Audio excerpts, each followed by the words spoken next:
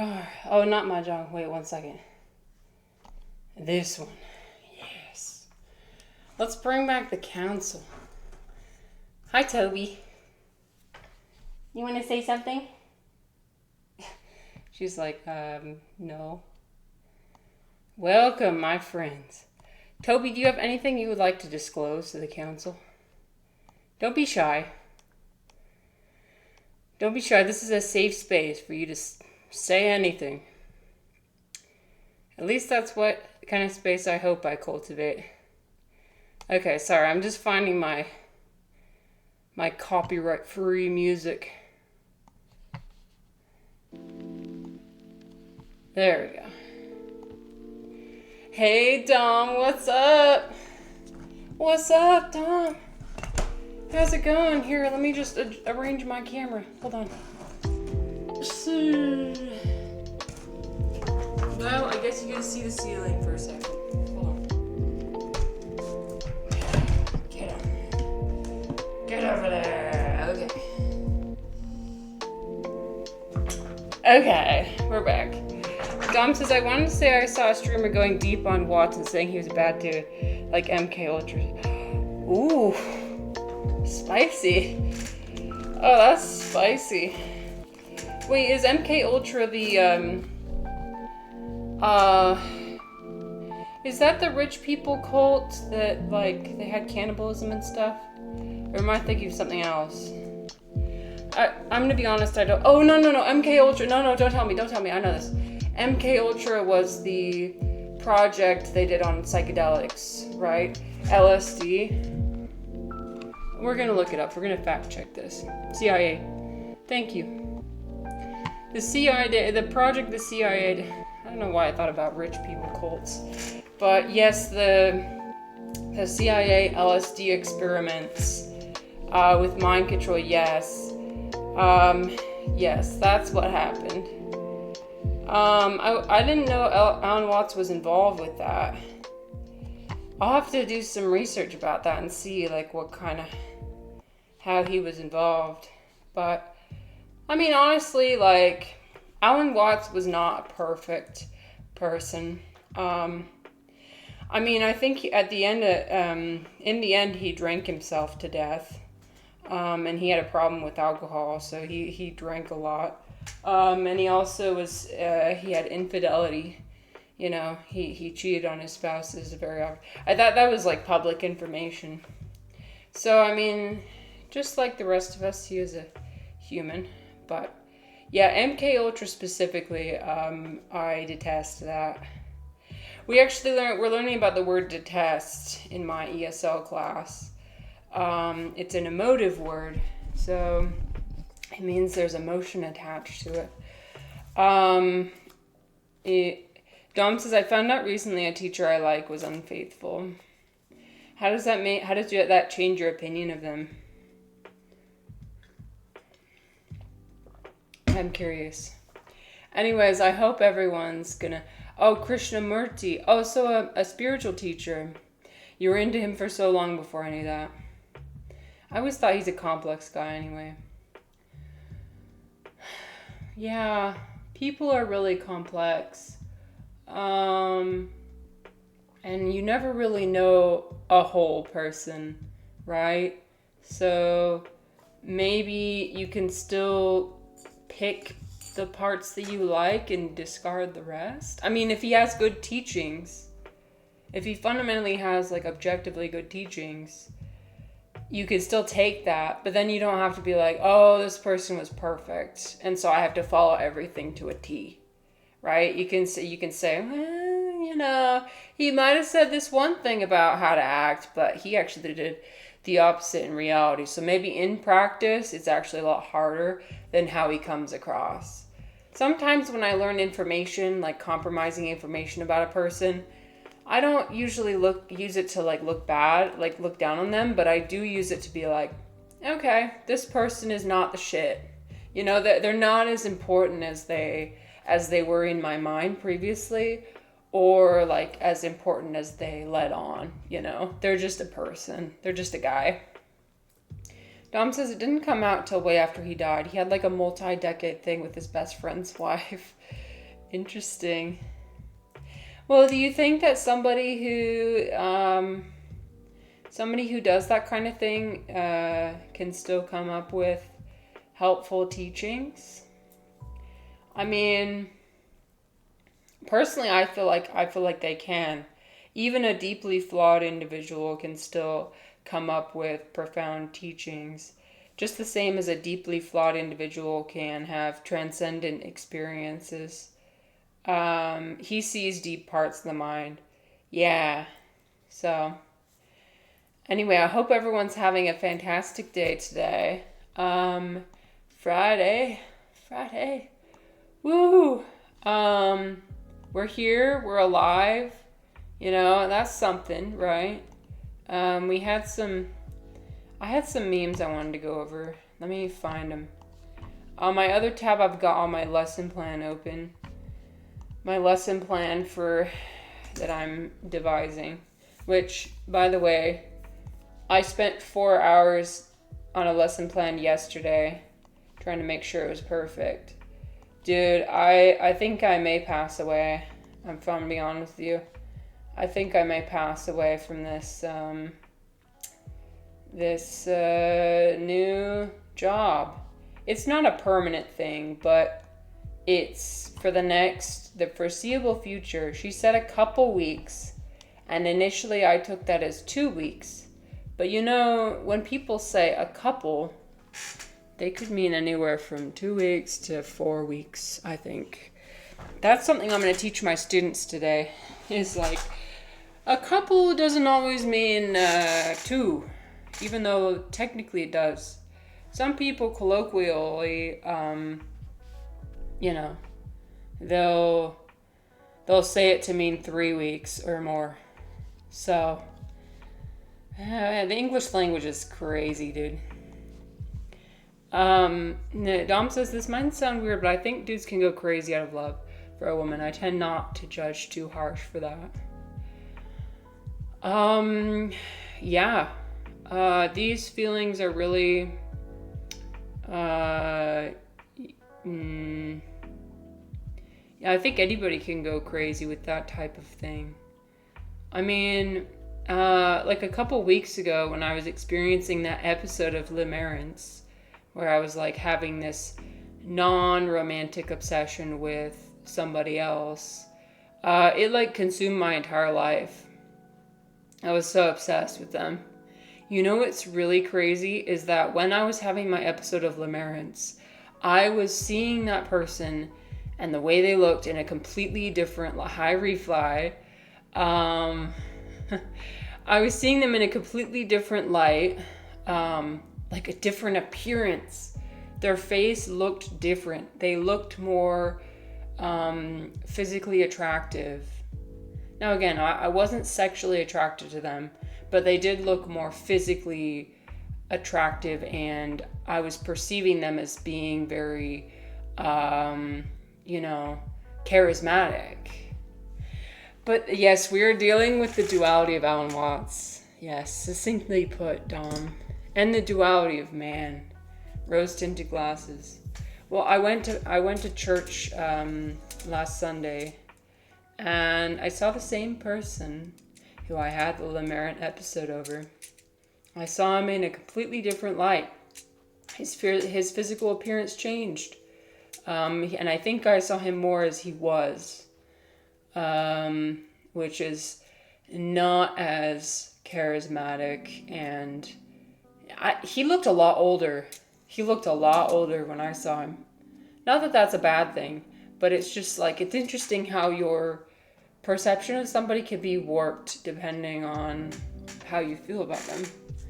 I feel like, does this ever happen to you guys where you'll be talking to somebody, and depending on their emotional state, depending on your emotional state, on their emotional state, that person could look completely different physically.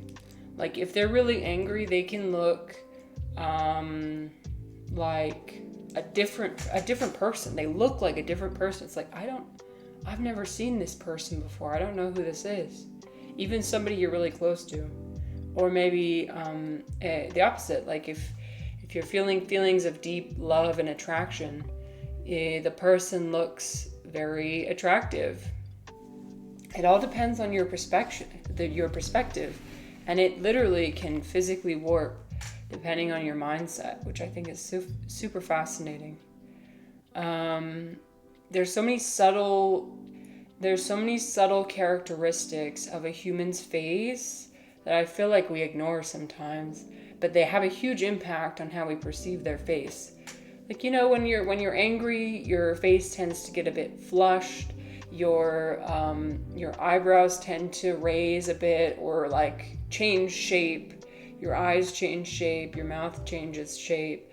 All of that like influences how you see that person. And I think that's fascinating. But even like hormonal changes or like stressors. You can see people wear their stress on their face. Faces are so interesting. Anyway, so we're talking about faces and Alan Watts, and yeah. The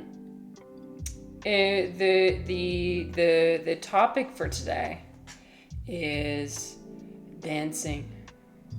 Dancing until we can't dance no more. The dance. Be right back at night. Oh, go ahead. Go exercise. Yeah. Exercising is important. Dancing until we can't dance no more. Dancing until the curtain call. Have you seen BoJack Horseman? I pulled this directly from one of my favorite scenes in BoJack Horseman. Don't Stop Dancing. There's three different versions of that song in the show.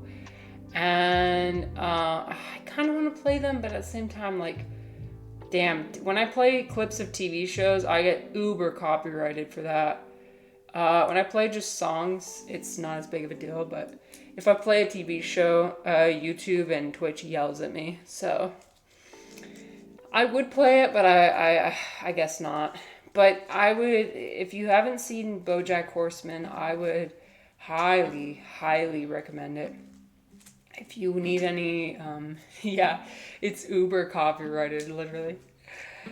It's just the depiction of mental illness, especially among Americans and among wealthy Americans, I think is super fascinating. It kind of strips away all those aspects of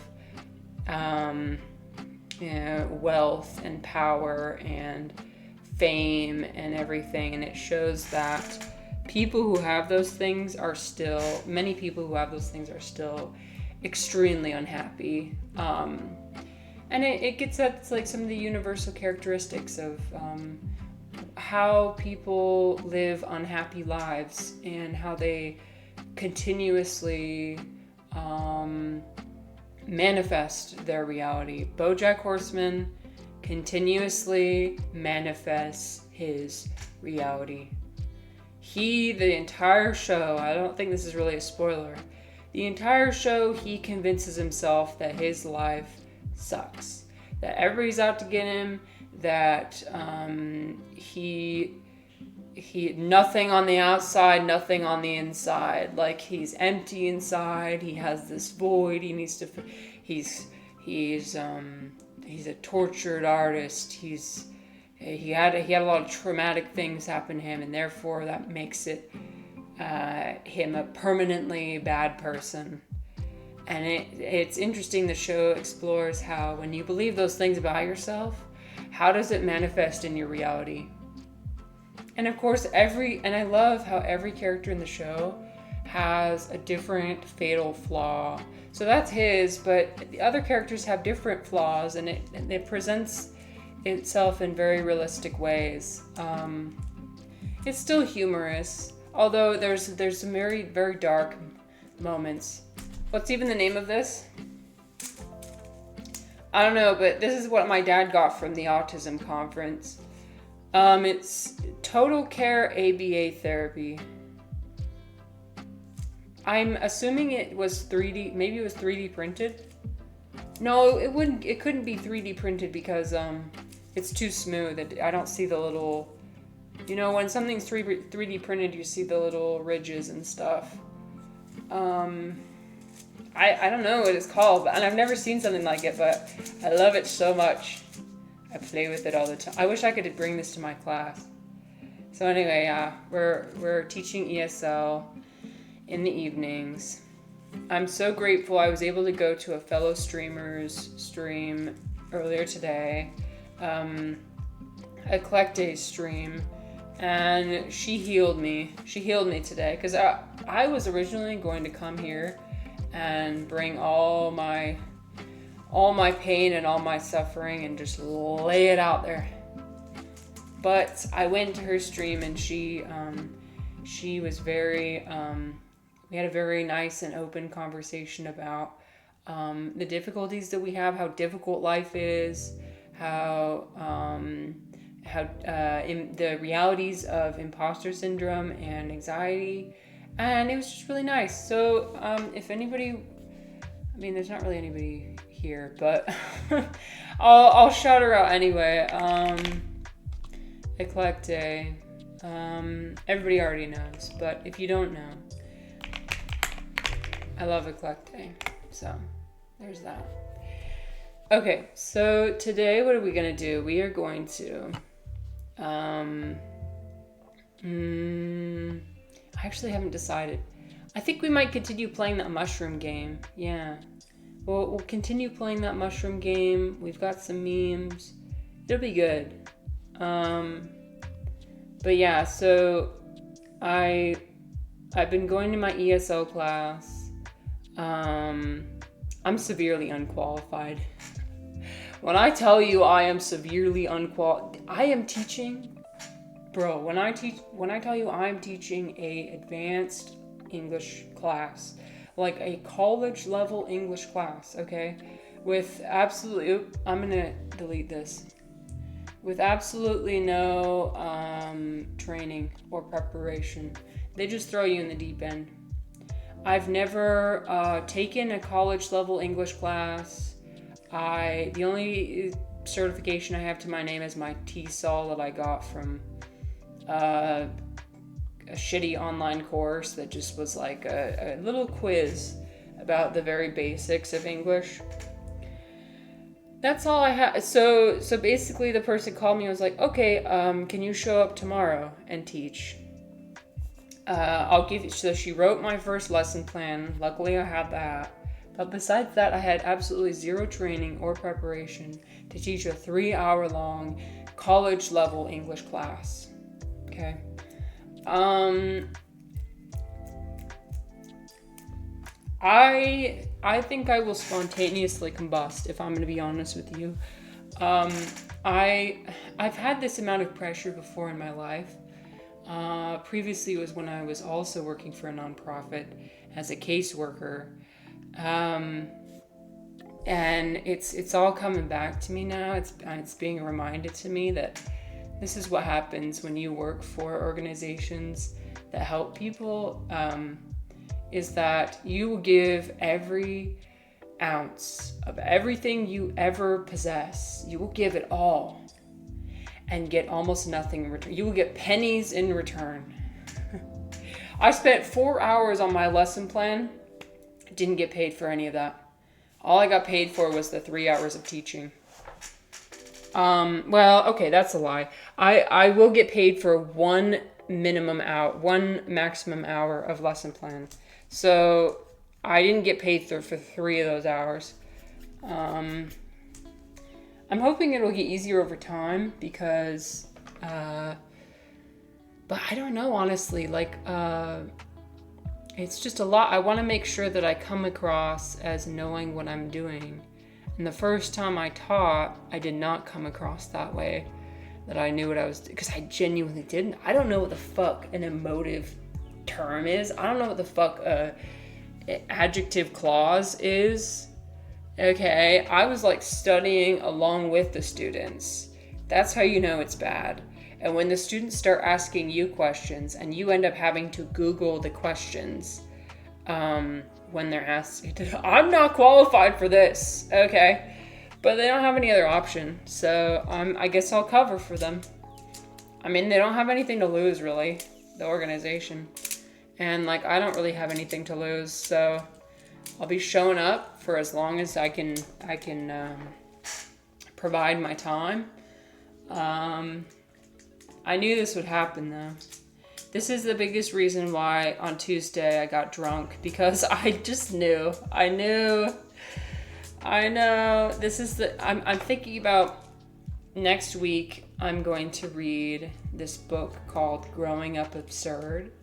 I keep name dropping it, by Paul Goodman. I'm gonna read that because I think that's going to give me some nice validation for, like, yep, this is absurd. The absurdity of giving everything you have and receiving nothing in return. The absurdity of being trapped, being a slave to your work, and then coming home and all you do is decompressing from being a slave. Yeah, I get to move from one to the other. Yeah, that's why I have two of them. I need a third option. And I like to look at the toy instead of the camera. Also, that's something I need to work on too, is looking at my students. I make eye contact with my students, I think, most of the time. Although I tend to just gravitate between, I think the eye contact might come across as a little bit too intense, but we're learning. A lot of it's me looking at the floor. I know a lot of teaching is based on, like, how you present yourself. And so what I'm presenting is, if I'm looking at the floor, then I'm presenting somebody who's not confident. So even if I'm not confident, I need to fake it. Because if I don't fake it, then people are not going to take me seriously. So that's a constant dilemma that's going through my mind, because I'm teaching adults, all right? And many of them are, these people do not need English instruction, okay? These people are college level English. They're like going to take college classes in English. They're going to get their CNA certification in English, okay? Do they need my help? No, probably not. What I signed up for was to teach people the ABCs, okay? I signed up to teach people flashcards and teach people 3-letter words and, like, help people survive in America with English. I did not sign up to teach a college level English class with zero preparation, but that's just the cards that were dealt to me. And so I'm sucking it up, and we're moving forward. We're doing it. I'm doing the best I can do. I can't do any more. And they have no choice. They don't have any other people. The last person quit quit same day. They didn't even give a 2 weeks notice. So you can just imagine, okay, what the situation's like there. That's actually how people tend to do it, is they tend to quit the same day with no notice and just leave. There's one manager who, I see myself in her. You know why? Because she takes everything. She absorbs everyone's pain. And so when somebody quits the same day, she's like, okay, I guess I'll teach that class now on top of my other stuff. And she is constantly very close to the boiling point. And I've been there. And you know what? I'm not going to go there again. I'm not doing that. So they want me to be there. They do. They like having me. I'm not trying to brag about it or anything. But a lot of the students have come up to me and said, like, oh, I enjoy how you teach, and, you know, and my manager, or my supervisor, she heard me do the instruction, and she thinks that I'm doing a great job. So, yeah, imposter syndrome be gone, you know, like, that's bullshit, because everybody else is telling me I'm doing a good job. But I'm not going to do it. I'm not going to apply for this job. I will not do this. I will not do this full time. I know myself, and I can see myself becoming that supervisor where she is so close to cracking all the time. She is holding all of her pain in. It's so bad that I can feel the pain radiating off of her. Okay, I can't do that. I've been there. I've done that before. I'm not doing that. Like, there comes a point where you have to set boundaries for yourself, and you have to make sacrifices and be like, you know what, I'm sacrificing money, but I will not be a slave. I will not be a slave. I refuse. Okay, let's play a fun game. I'm done yapping. The council's like, shut up already. Rant. Oh, I'm sorry. I said I wasn't going to rant, and then I ended up ranting anyway. It is what it is. Okay. It is what it is. We're going to turn our music off. Turn the music off. We got a nice little selection of surreal memes today, so we might explore that a bit later. Hold on. Let me see if I can. I need to not do full screen. It always defaults to full screen, but because I always have to alt tab out of my freaking screen. All right, here we go. And that's the thing. Don't feel guilty for setting boundaries and being like, I will not put up with this. I feel like more people need to say no. More people need to say no. More people need to say, I will not do this. More people need to recognize that they need to say no in order to be able to say yes. So, that's my personal opinion. Alright. Some people don't have the luxury of saying no, and that's something I do want to address. So, I do have a question for today.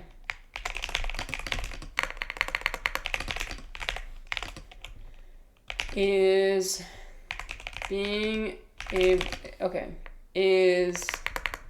self-reflection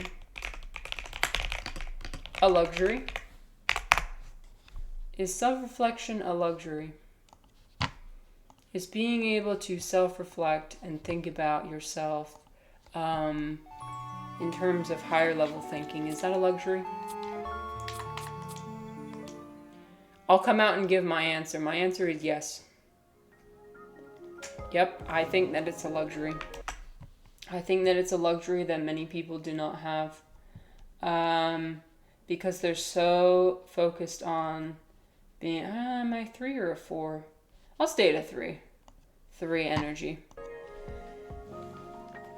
When you are in the rat race, when you are day in, day out, doing this grinding, absolutely fucking grinding, the way that the middle class grinds away, day in, day out, all you have time to do is focus on your close little circle and your family.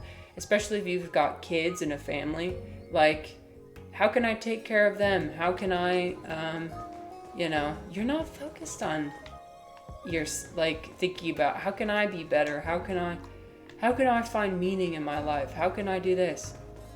The only reason why I was able to do that for the past few months is because I didn't have to do a fucking job like this. So I think people keep wondering like how we got into this current mess of politics, and it's like, I'm not surprised at all.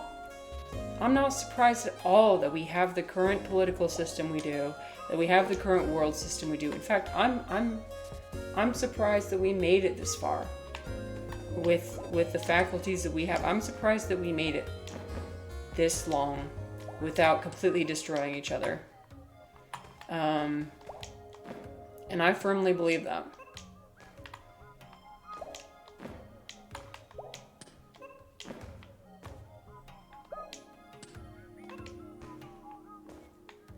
because people simply do not have the time, they do not have the luxury, they do not have the privilege to be able to self-reflect. They're too focused on the grind and how to take care of themselves and their family, how to survive. Okay, being stuck in survival mode. I was in. You are this universe. Hello, Galti. And you are creating it at every moment. Oh, Galti, thank you so much. You were so sweet. Thank you. How's everything going? I'm doing all right. Sorry, I'm in a bit of rant mode today. So if the energy's too intense for you, I don't blame you at all for not wanting to stick around. But it's so nice of you to be here. How's everything going with the new baby? How are they doing? You must be so busy. You must be so busy.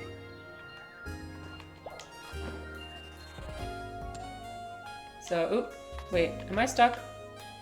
By the way, we're playing another mushroom game. Look, I have a little mushroom. I'm kind of levitating in front of everything. Am I stuck? Okay, we're good. Galti says, it's going well. I just got back from a week away to holiday camp with the kiddos. It was pretty fun.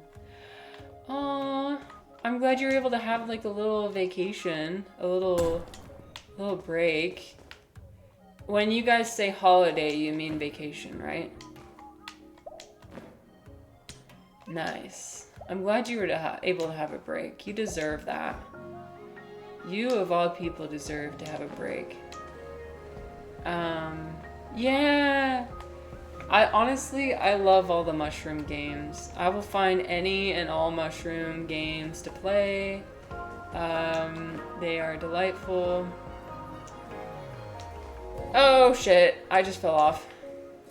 So, yeah, so the reason why I'm ranting so much is because I have a new job technically for the next month or so. And so it's been difficult to manage everything. And so I guess I'm just amazed how people are able to hold it together. I'm amazed at people who are able to stream. They have kids. They have a job. So basically you. I'm like, how the fuck do you do that? Because I'm over here losing my goddamn mind with having to work, having to teach an evening class. I don't have any kids, but it's difficult. Wait, did I hit this button already? Did I hit this button already? Oh, I did. Okay, never mind. Need to go back. We need to go find another button to hit. Just gotta do one day at a time. One day after the other, yes. And I think finding spaces... So, as surprised as you may be, if I didn't vent earlier today, this would have been way more intense. You're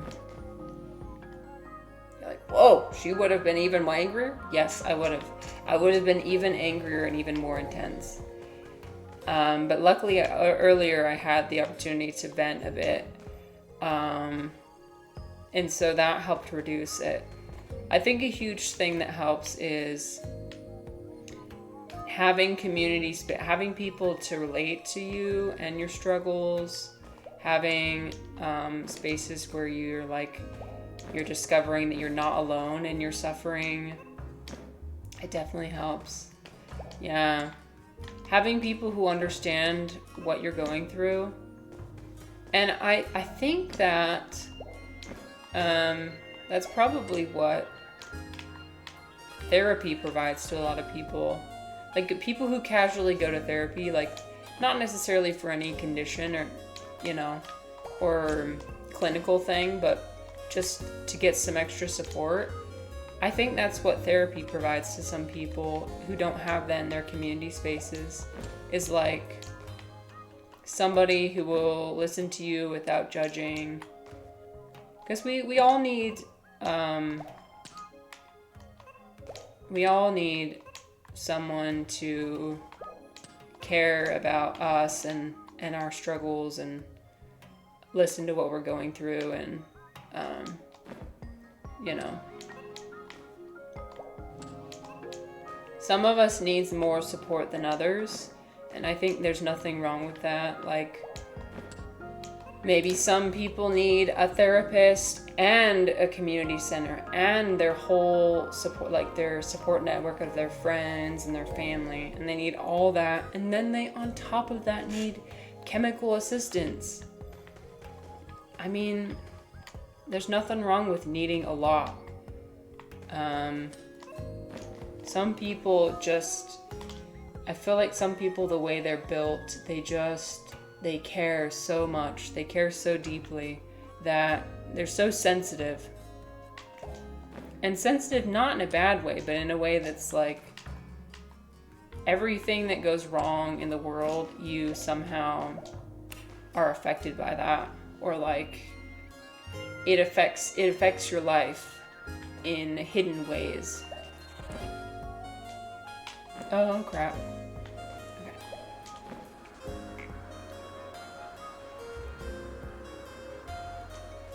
So, anyway, ooh. What is in here?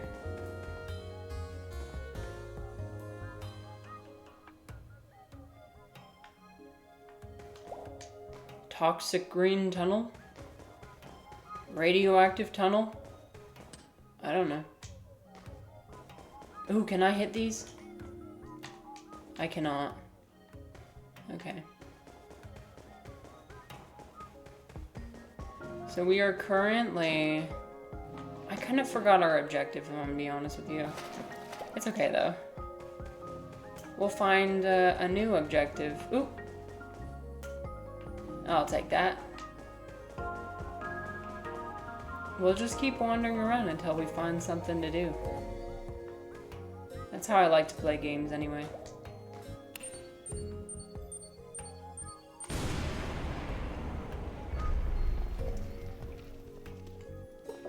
I just blew something up.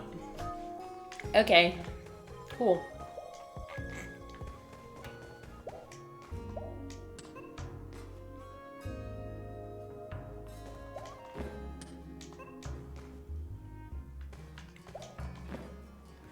I think that it's up to us to recognize when we've hit our limit. And depending on what you have going on in your life, your limit might look different. And so at that point, reducing and being like, okay, I've hit my limit. Now I'm going to reduce this thing that's unnecessary for right now.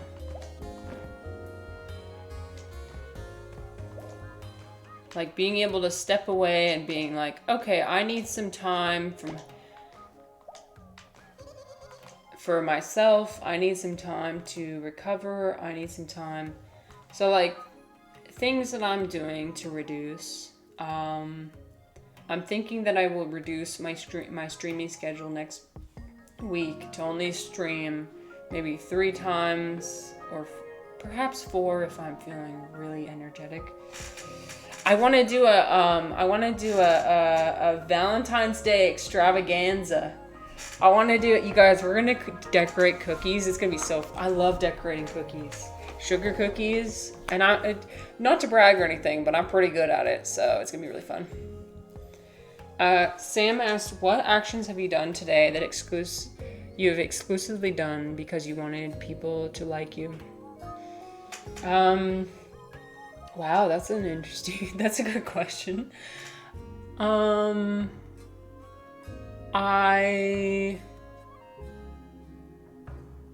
I put on makeup today. I did.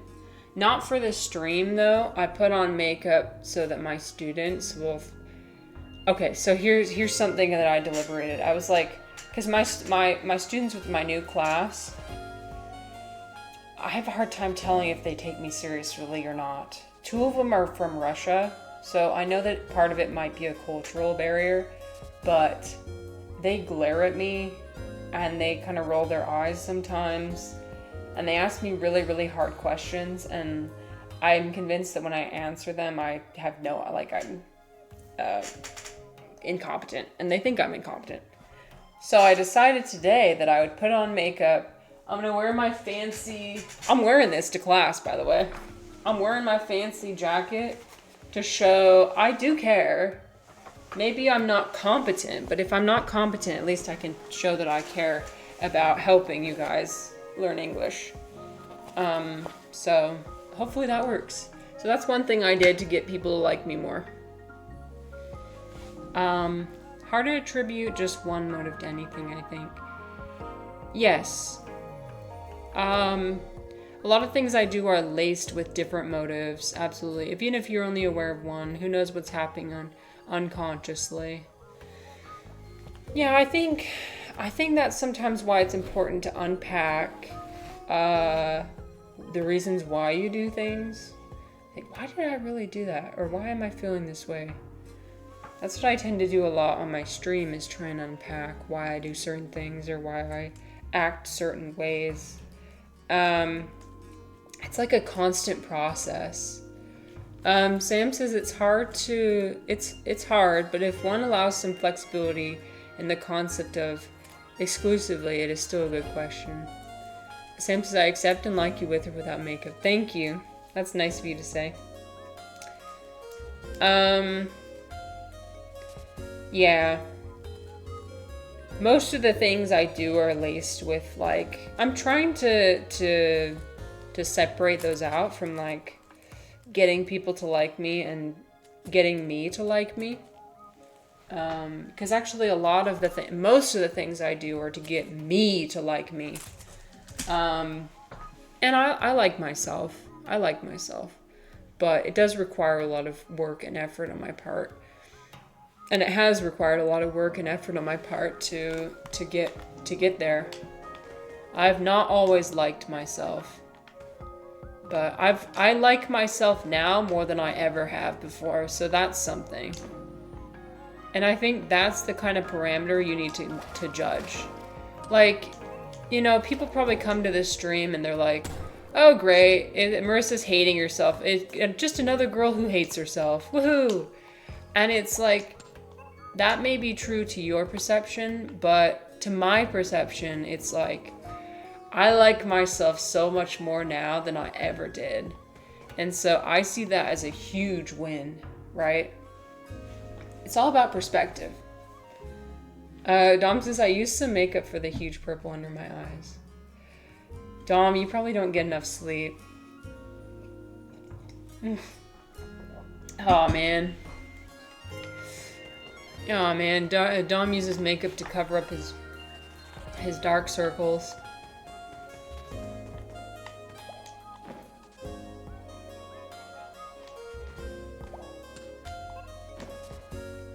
Thank you, Galti. You're very nice.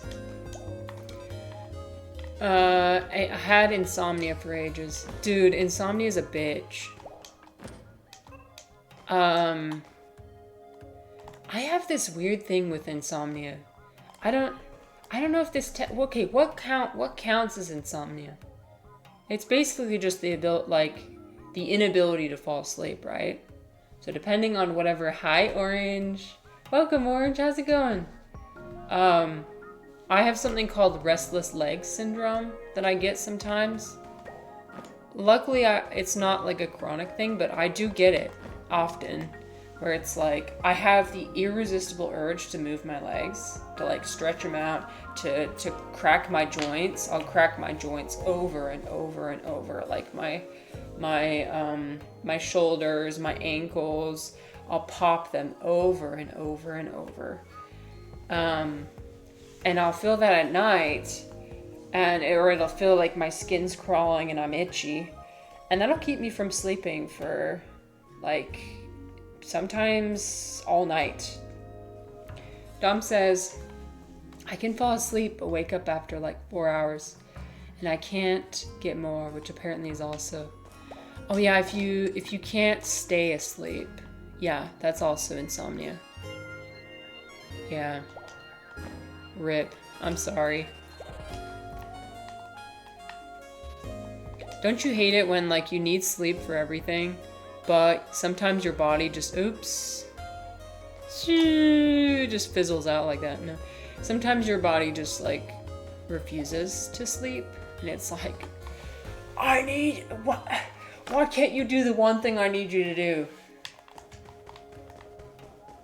Sometimes I feel my legs weirdly energized before bed, and I know it means I won't. Wait, so you feel the same thing? It is so weird. And I'm not like 100% sure that it's restless leg syndrome, but that's the thing that's the closest to what I the research I was doing, because I was like, what is this? A disorder characterized by the occurrence of uncomfortable sensations in usually the legs, the urge to move them in order to relieve the sensations, typically occurring in the evening or at night, and often interfering with sleep. Orange says, I wonder if a gym leg workout would help. Here's the thing, Orange, yeah. So when I start to get this way, it'll happen for a really long time until I eventually get up. And what I'll do to try and counteract it is I'll get up and I will stretch. I'll stretch as much as I can. I'll stretch my legs. I'll try doing, my legs up the wall. I'll try working them out. I think it's hypothesized that it has something to do with dopamine, excess dopamine, or like an imbalance of dopamine. I would need to research more. People with Parkinson's disease had great. Okay, but look, the cause of restless leg syndrome is unknown. May be related to a dysfunction in the basal ganglia, a part of the brain that controls movement. Uses a brain chemical called dopamine to produce a smooth, purposeful muscle activity. Yeah, it's something to do with dopamine, potentially. Now, I think that it occurs for me, when I'm too hyped up. Like, I watch something really engaging, like a really engaging video, or I was in a really engaging stream, like right before. Or perhaps I had an argument with my husband right before, or I had something, something that's high energy, right? And I wonder if it's like a way for my body to it's like it doesn't know what to do with that extra energy. It just can't calm down, I can't calm down. And so, but yeah, it's when it happens, dude, I'm sorry. I know how you feel. It sucks. It sucks for real. I had that last night, actually. I just meditated calming my legs for an hour. Yeah, just getting them to calm down. When you have that urge, though, it's like an itch that you need to scratch. It's not always itchy, but it's something that it feels better when you do end up moving it. But then the urge to move it keeps coming back and keeps coming back and keeps coming back. Your dad and brother have it also. My mom would always yell at us for all jiggling our legs at the dinner table. Wow. Yeah, I think I had my mom yell at me one time when we were staying at a hotel. Because I do fidget a lot when I'm falling asleep. I toss and turn a lot. Although it's not usually as severe as my restless legs. But luckily, my husband doesn't get annoyed at it. He just sleeps. It doesn't bother him. We also luckily have a bed that's a memory foam, so it's like if somebody moves on one end, the person on the other end isn't gonna feel it. So, okay, shall we look at some memes? I think it's time for some memes, you guys. Let's look at some memes. Don't forget, we have a question for today. Is self-reflection a luxury? Now, I know that might be a loaded question. What do you mean by luxury? Okay, I will explain the question then. The question came to me because I have this new responsibility, right? Which is really, really occupying a lot of my time.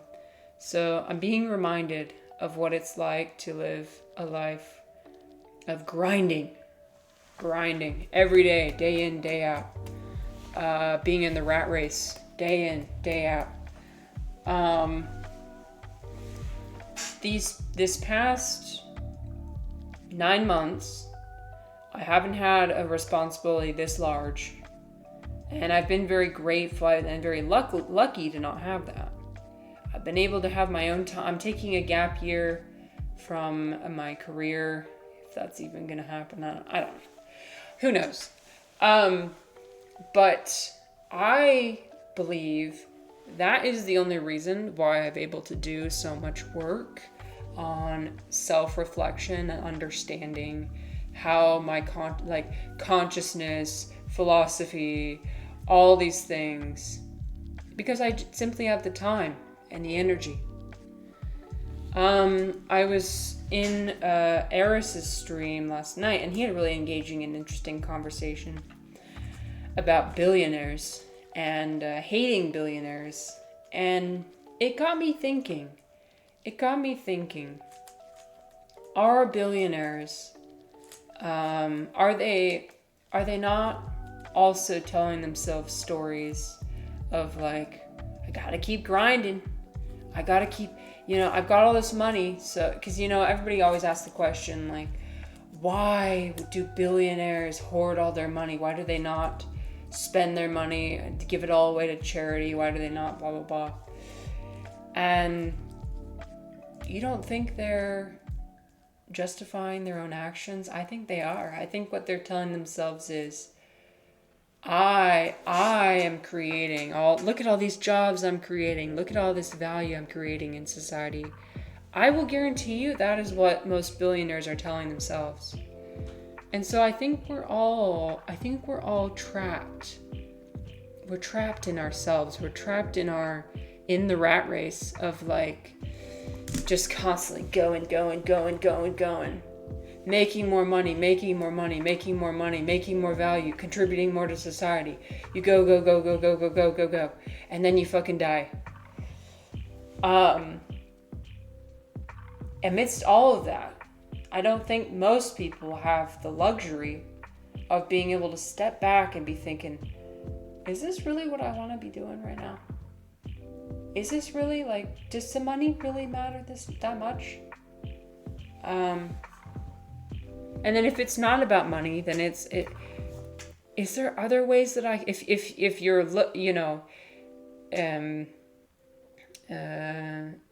have less money, then maybe the question would be more of, finding meaning. How can I find meaning in my life? How can I live a life that I want to live? How can I self-actualize? So everybody with less money is probably making that deliberation. Everyone with a ton of money is probably making different deliberations. Like, oh, do I really need all this money? Do I really need this? And I think that everyone, no matter how high you are in, you look at the powerful people in the world. Do you think they're really doing any sort of self-reflection? Do you think they're doing that? No, they're probably focused on their day-to-day survival. How do I make these 1,000 people that depend on me for a job? Go to YouTube. I dare you. Go to YouTube. Look at how millionaires talk about their money and talk about capitalism. They talk about how they believe that they have created an unfathomable amount of value.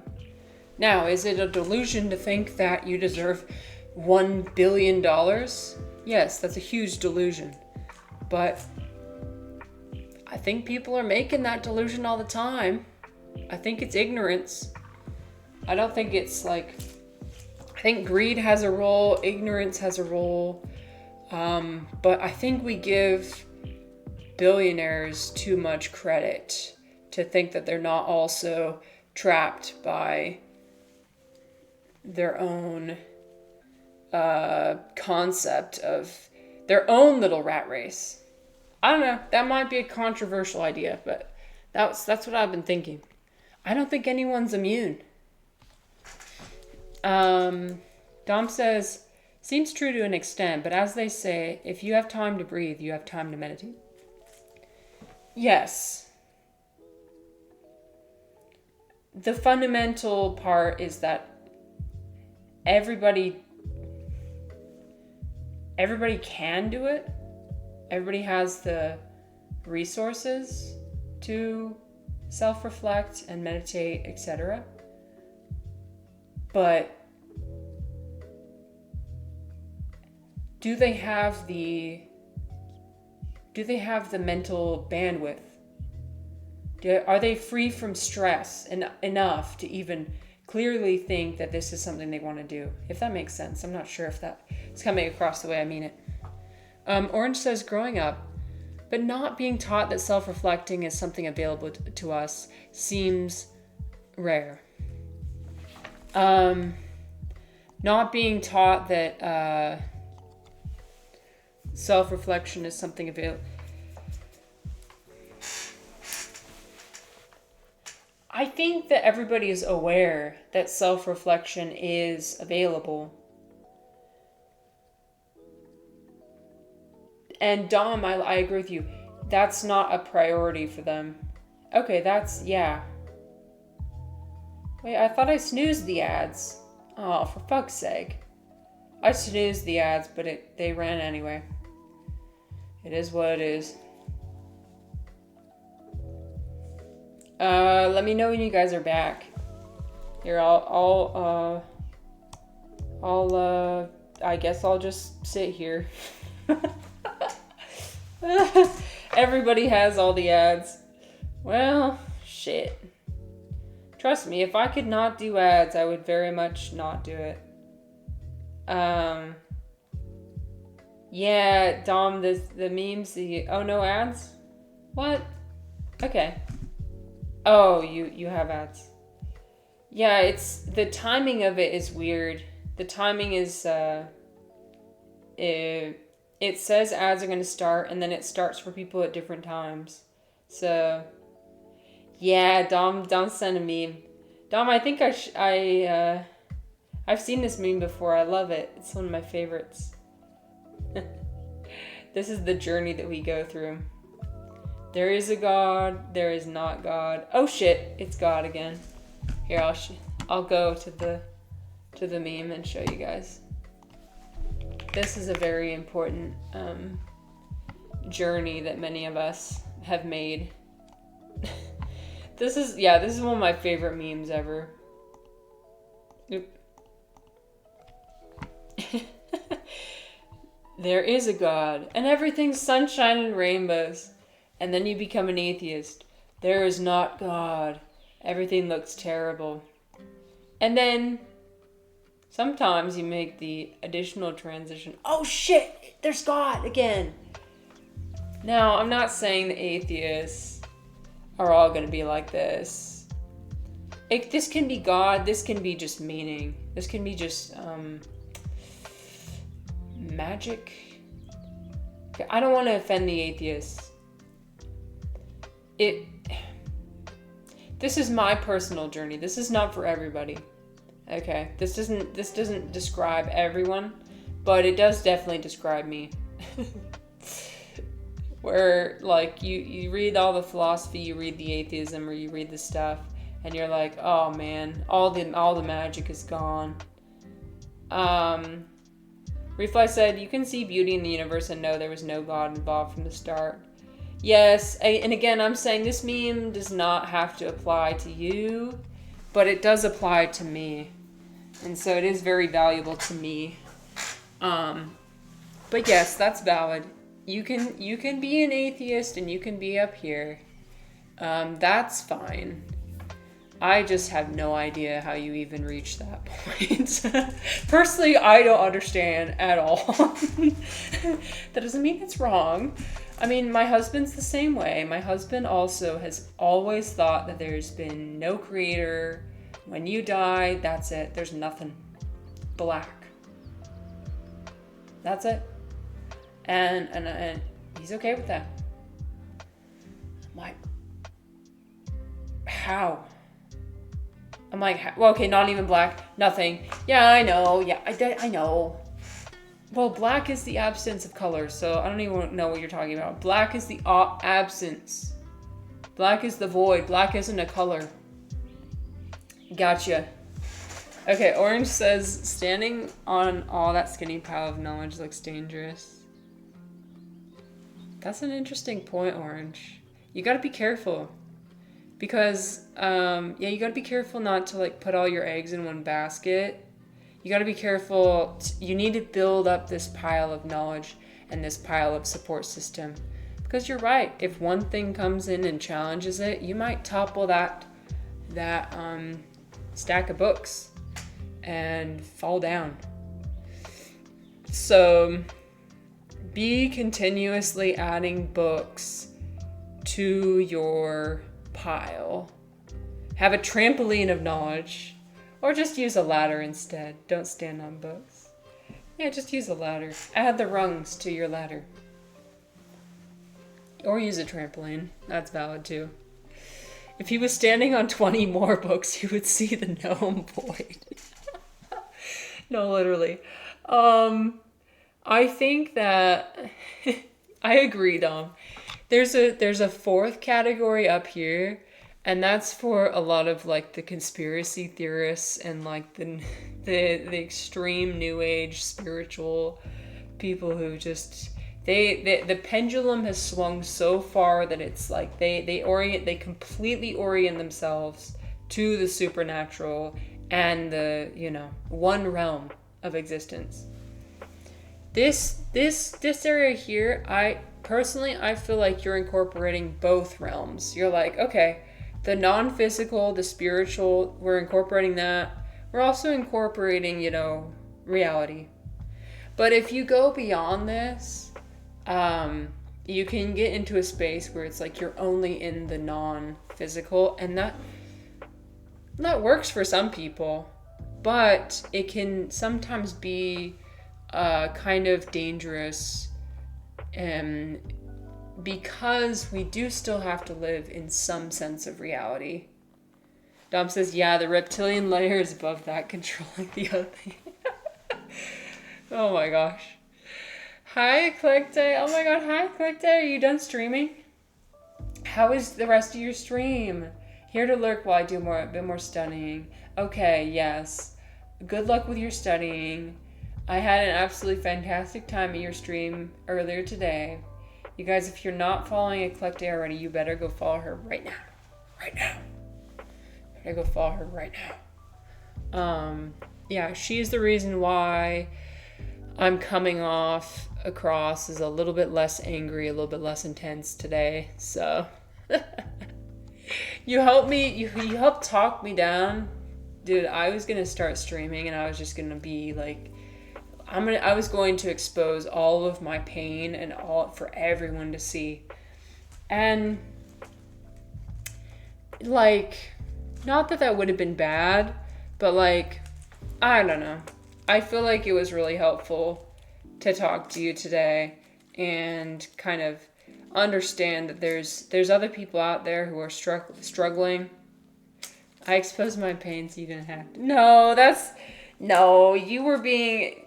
What I love about Eclectic is that she's real. She's real. She's very well put together, but she also doesn't shy away from saying things that she struggles with. And people like me hear that, and it's so comforting, really, because she was like listing off all the things she thinks about when she hits stop stream, all the thoughts that cross her head. And this is why third spaces are so important, because sometimes you just need to hear another person say, I've gone through that. I know what you feel. I know what that feels like. I know what you feel like. It's not a place of like judging what people are saying. It's not a place of fixing. There's no fixing that needs to be done. There's no fixing. It's just we're here. We're holding space for each other. We're just holding ourselves in our pain, in our suffering, and saying you're not alone in this. So, no, no. Well, okay, sorry. I won't distract you anymore from your studying. Go study. I know you probably have a lot of stuff to do. But yeah, it was super helpful for me today. So, because I'm going to be honest, a lot of people I feel like, and I'm not going to make any generalizations, but some people, they hear you say what you're struggling with, and they think, oh, that means I have to find a solution. That means I got to tell them what to do. Easy. Fix your problem. And it's like sometimes we just want to vent. Sometimes we just want to say what's going on. Not because we want anybody to fix us, because we don't need any fixing. We don't. I don't need someone to fix me. I'm fine. Just because I say something vulnerable about myself doesn't mean I need to be fixed. I am just saying it so that if people can understand the full picture, right? Have you tried this?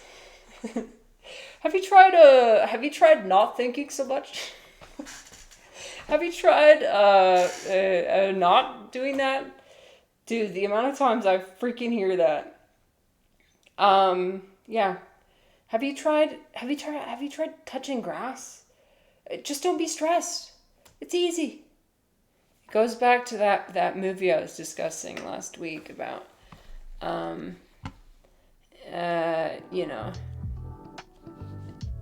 what was it called? If I had legs, I would kick you. This is a great depiction of that. Just smile more. Yep. People tell me that. And I know they mean well. I know that they mean well, and that's fine. If you mean well, I see you. But the problem is, if you tell me your advice, fine, whatever. The problem is, sometimes I go back and I say, I communicate that it wasn't helpful, and then people get mad. They're like, wait, I just gave you advice. Why are you not taking my advice? And it's like, the nice thing I did for you was I listened to your advice. But I'm not going to take it because I didn't need your advice. But people do get pissed when you don't listen to their advice. And that's what I have a problem with. The smile more is my last straw. Yeah, I get pissed when people tell me that. Have you tried letting Christ carry your burden? I have tried, Dom. That did not work.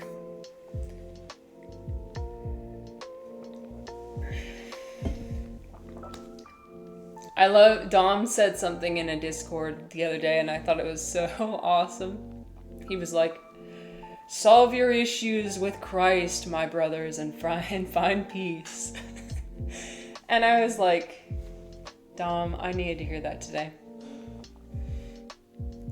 I'll pray for you. Christ has an emotional wheelbarrow. Listen, I have nothing wrong. I have nothing against people who want to offload their problems and their stress onto an external entity. That's fine. But again, when people tell me solve your issues among Christ, it's still the same basic issue of you're giving me a solution. You're inserting yourself. You're inserting your ego into this when I didn't ask for it. I didn't ask for your advice. I just wanted you to listen. This is a huge point of confliction. And again, I don't want to generalize, but I'm going to generalize just very briefly, okay? And I'm not saying not all everybody. But this is a common issue I'm sure that you might have heard about it or have faced it before, but between traditional men and women relationships is that men often think that there's a solution to everything. And women often, when we're talking about our struggles and our suffering, we're not typically looking for a solution. Now, is that every man and every woman? No. But it is something that commonly happens. So if you're a man and you don't feel that way, I'm not saying you do. I'm just saying, if you are a man and you are in a relationship with a woman and you're wondering, why does she never want me to fix anything? That's why. Someone should teach men that.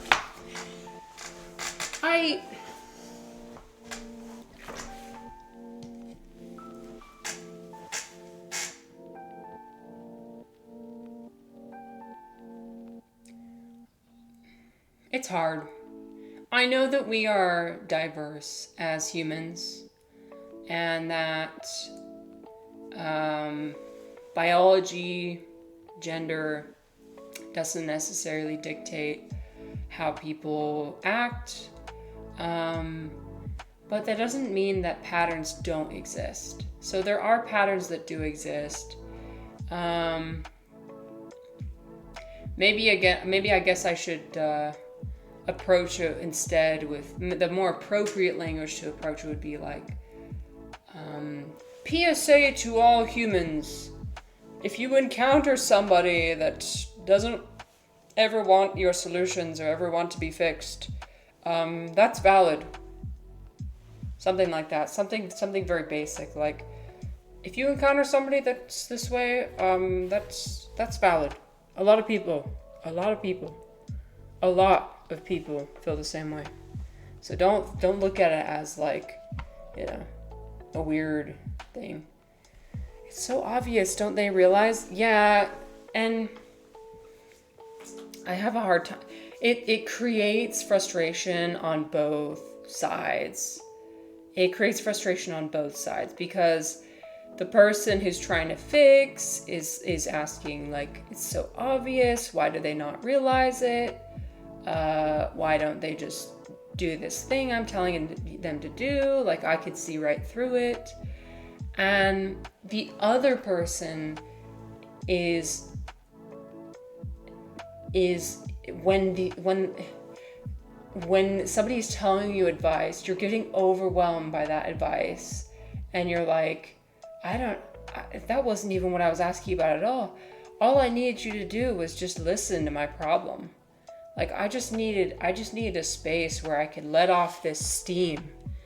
Because sometimes that's all people need, is just to let off some steam. And for some people, the way they do that is just to vent. Hello, Chaotic. How's it going? I hope you're doing well. We're talking about how different people communicate. And it creates this point of, like, contention, because both sides, they can't see how the other person thinks. Dom says, I think there was an episode of Scrubs on this topic, and they said the man should just say, that sucks. Yes, that is what they should say. Now again, remember, it's not necessarily a man, but if you do encounter somebody who you can learn this over time with the patterns. Like, okay, every single time this person complains to me, they're not looking for a solution. I think it should be your responsibility, if you really care about that person, to think about it and be like, okay, so every time I try and offer a solution, that doesn't work. So maybe I should try something else. And saying, that sucks, or, oh, I'm sorry you're going through that. It's not something that's natural to you, but it works. I mean, when you're in a relationship, a key part of making a relationship work is you have to sacrifice some part of yourself, because other people are so different from you. Not everybody's going to think about the same things you do. So you do have to swallow a bit of pride. You do have to have a bit of humility and do things a little bit differently than you might naturally do, right? So Chaotic is doing all right. I have my first therapy session with my new therapist. I personally really liked it. That's excellent. Oh my gosh, I'm glad you liked it. Yay. I'm glad you're going to therapy. That's awesome. Chaotic says yes, self-reflection is a luxury most people can't afford. I agree with that. In order to reflect, you must have free time. You already know the answer. And enough of a good education, and that depends on you having the right exposure and influencers. That was basically my answer as well. And chaotic, what I was saying with that was that that's why I feel like I'm making broader statements, which is just a theory, just a hypothesis. The reason why there is so much selfishness that we perceive in the world today, I think a lot of it stems from this issue, is that a lot of people are stuck in survival mode. They simply do not have the time. It is available to them. Don't get me wrong. Anybody, anywhere can self-reflect, but sometimes you have mental barriers. You physically cannot because of the everybody has the capacity. That's what I mean. Everybody has the capacity to self-reflect, but not everybody has the privilege because they don't have the time, they don't have the mental bandwidth because they're so stressed out about everything going on in their life, right? And that's the problem. It's not like some people are incapable. Everybody's capable of it. It's just like they can't with the resources that they are dealt. Dom says this might be semantics, but if you wanted to stop reflecting on your experience, could you?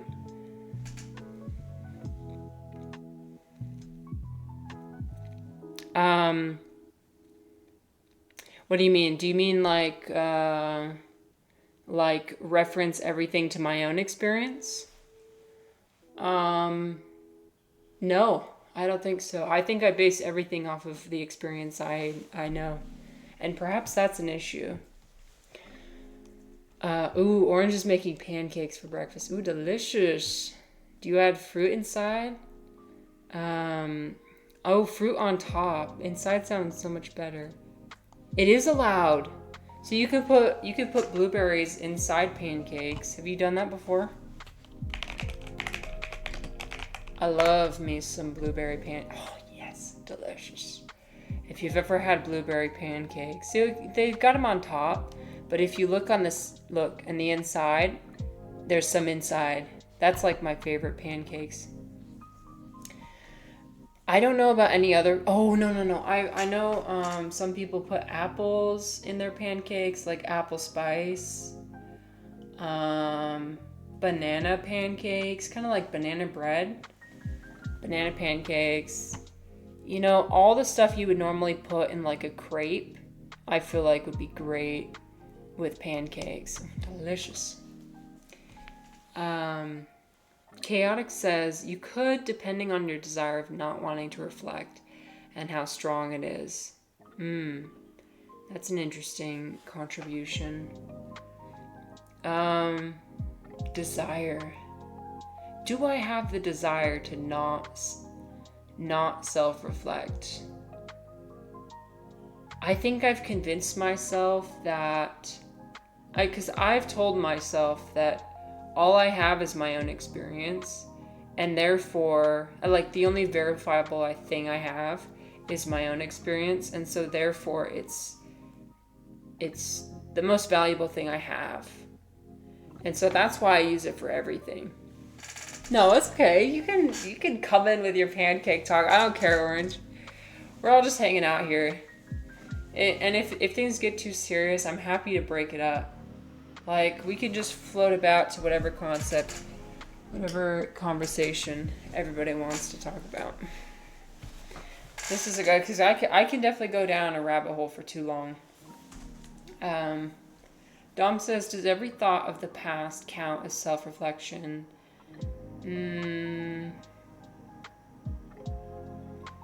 I don't think you're free from your own subjective experience. Because every time you think about the past, you're thinking about the past in the lens of your experience and your current headspace. And that's even worse when you're the further back you're recalling memories, because as we know, like, the more time and the more times you recall a memory, the worse the memory gets. And I think that's because of just the way the brain stores information. So, yes, I think that would be a self-reflection. Chaotic says, I personally tend to hold people less accountable than what I should. A symptom of my people-pleasing behavior. People-pleasing behavior. I know that well. So I do think that if people are not given the necessary conditions to flourish, I think they are less responsible for not reflecting. I'm the same way. I do tend to hold people less accountable than myself. I tend to give more people the benefit of the doubt. I tend to give people more grace than I do for myself. But yeah, necessary conditions for the reflection to flourish, I do think that those are absent. I do think that I have been given the necessary characteristics. And it took a long time. It took many different events to one after the other, after the other, after the other. It took like my upbringing. It took, traumatic experiences. It took my current economic status and, the amount of time I have currently. It took my education, which I have the privilege of having. I have the privilege of having a higher education. I have the privilege of having time off from working. I have the privilege of being raised by parents who wanted me to be a good person and taught me, although, like, I don't necessarily agree with their worldview, they did at least teach me to be a good and compassionate person under their framework of Mormonism. So I did have that luxury as well. I had a stable childhood. I had all those things going for me. And I needed all of them. If one of those components I didn't have, I wouldn't be able to. And it's interesting, like, now that I'm experiencing this new responsibility of having to teach college level English classes, like basically a full course load every week. I'm seeing everything go out the window. I'm seeing everything I've ever worked towards. There's the possibility that it will go out the window. Like, I might end up stop exercising. I'm extremely stressed out. I can't, like, I'm drifting away from my partner, okay, which is something I've struggled with in the past. I'm losing all of these things that I worked on so hard, but I think they were only made possible with, all the time that I had previously. Now, I think that I've set the foundations for a lot of it to stick, but it is kind of scary to be confronted with that, be confronted with a sudden responsibility that makes everything you work towards kind of take a back seat. Right. Chaotic says, people don't tell you this, so I will. Freedom is a privilege. Most people on human history nowadays are not free. Yes, exactly. And I live in, amongst all the problems of the United States currently, okay, we still have to remember we have the freedom to speak out against our government. A lot of countries don't have that. We have, and even if you look back into history, like some of the things we have now that they didn't have, like modern medicine, like we don't die of, and like modern plumbing, we don't die of dysentery, like ancient humans did. We So, there's a lot that we have that a lot of people don't. And yes, the freedom and the time and the space and the freedom to think about existential issues instead of the day-to-day survival. Like, how will I feed my family? How will I afford to live? You see in countless places across the world, like people living in very dire circumstances.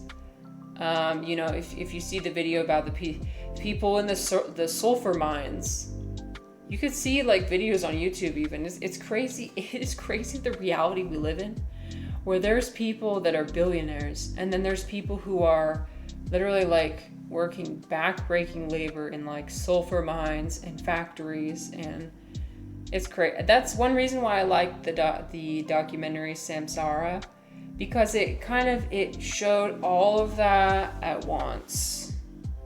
Now, if you don't like documentaries without talking, you won't like this one. It's mostly just a compilation of clips. I mean, that's all it is.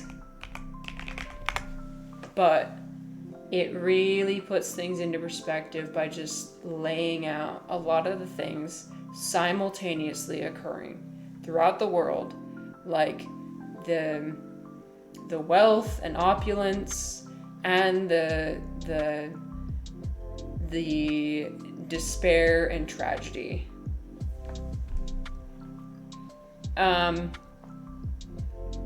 Let's see. Dom says, I don't see such a dividing line between the intentionality here versus just thinking about of the past. Of course, you could say they are not reflecting well if they are not intentional. What caused me to be intentional about my self-reflection? I think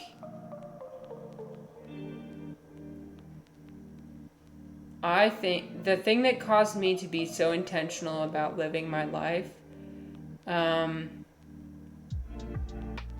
I think it has to do with my upbringing and my education. Maybe self is important in that term, but then is the self separate from reflecting on past experience?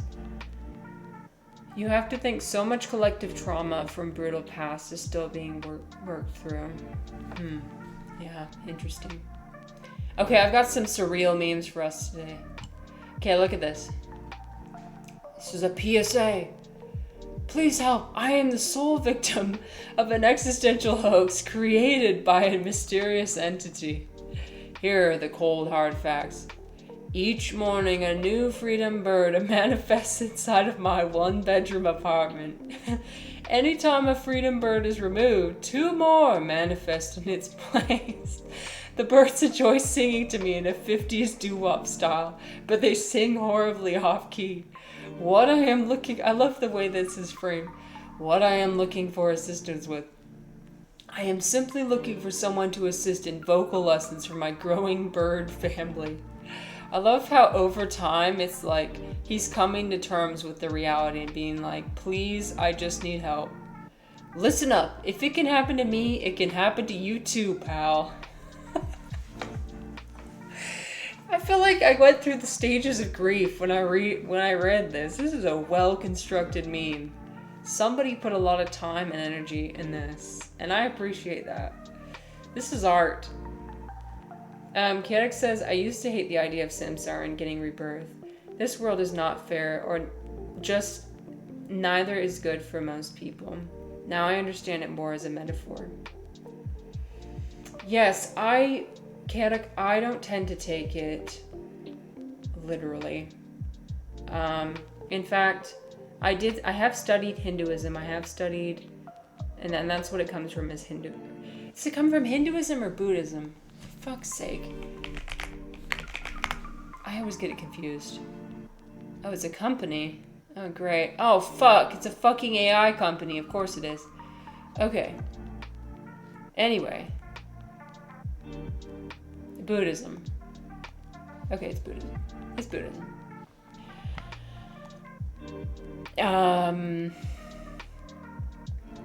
But I do also tend to see it metaphorically of like a the cycle of birth and death and suffering and how people can get stuck in, just even the cycle of mundanity. So if you want to think about it more practically, more realistically, you can think about the cycle of mundanity, like the laundry and the taxes. Samsara is present in both Hinduism and Buddhism. Okay, I was thinking that, but I want to make sure I get it straight. Sometimes it's hard to get it straight. But like the laundry and the taxes and the laundry and the taxes, like you got the low moments of life, you got the high moments of life, and you just kind of live life going like this. And if you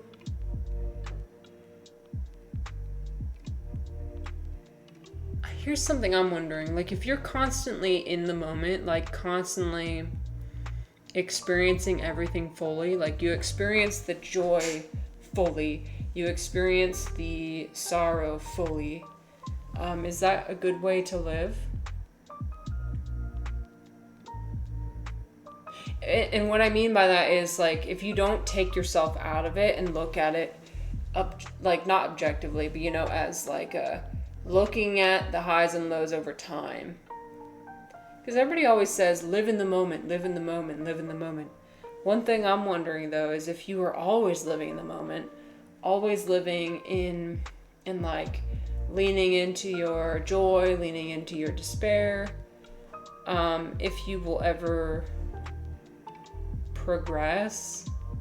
But I guess the follow-up question would be, is progression necessary? I don't know. Something interesting to think about. Chaotic says, I do like the Buddhist perspective on reincarnation. It's not that your soul reincarnates into another body. There's no soul. What keeps existing is your mental tendencies, and that keeps alive on other people's experience. Ah, interesting. Yeah, I haven't studied it too closely, but that's an interesting concept. I think with Hinduism, it's the opposite. It is your soul that continues on. But that's interesting. The mental tendencies. Dom says, it's interesting that Buddha seems to think rebirth was essential for his teachings, as he normally stays away from metaphysics or things you can't verify by practice. Tibetans say samsara and nirvana are the same, confusing everyone. That does kind of confuse me. Hi, DCI, the wheel of Dharma. Yes. Welcome, DCI. Hope you're doing well today. Happy Friday. The West to scare people. You will burn in hell. Yeah, and this is the East's way of scaring people. You will be a cockroach. Yup. Would you still love me if I was a cockroach? Dom says, I think being present has more of a positive leaning than strictly amplifying whatever is present.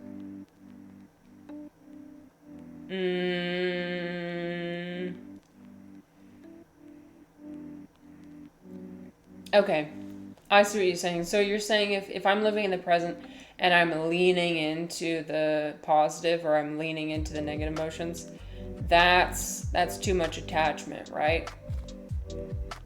So the goal is to just like not be affected by any of it. Okay, next meme.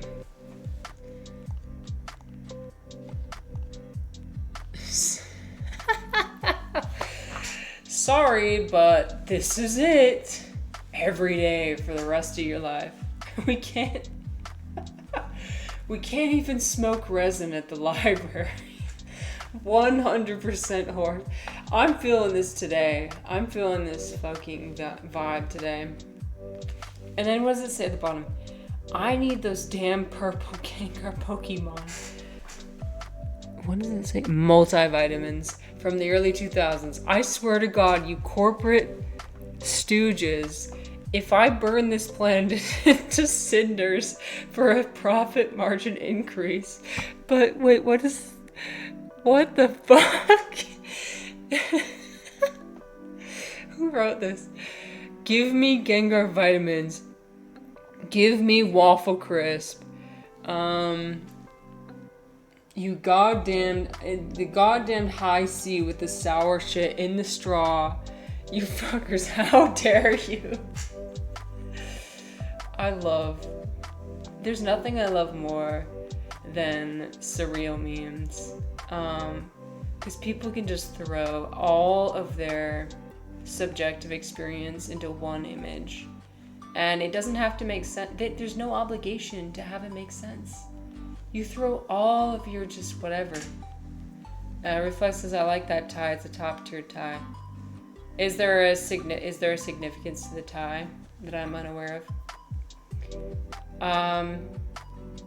DCI said, do you dedicate your positive karma to? I don't know. Honestly, I'm not very familiar with how karma works. I know there's something called karma yoga, which is like, it's the opposite of the fast track. So like the fast track is going to a monastery and meditating. But then there's something called karma yoga, which is like just living an everyday life and trying to live your everyday life as a good person. And it's like slow changes over time. You met a cool monk named... Whoa, no way.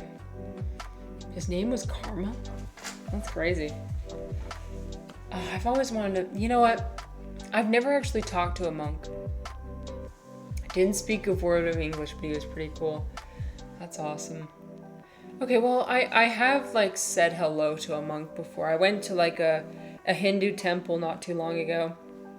But we didn't, like, have a deep conversation. Chaotic says, I think Buddhism is somewhat connected to antinatalism, even if not direct or intentional. I know you mentioned you were thinking about antinatalism the other day. The Buddhist said, life is suffering and the purpose of Dharma is to stop reincarnation. Also, it's common that many monks have the rule of not marrying or having children. Interesting, to say the least. I think in terms of karma, I guess when you create a new life, are you responsible for that karma that the person creates? Are you contributing to the cycle of samsara in that way by bringing a new being into existence?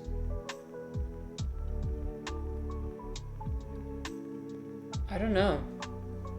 I've thought about this before, like, because I plan to have kids. I plan to have 2 kids. And so when I bring my child into the universe, and perhaps my child does a lot of good, do I get to then be able to say, that's because of me?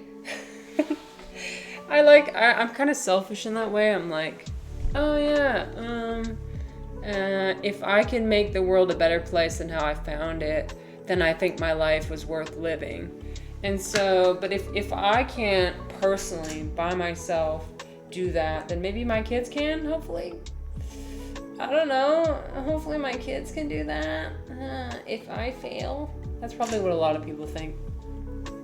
DCI said, my mom got super into a sect of Buddhism when I was a teen. I got dragged around the world to festivals and empowerments and random stuff.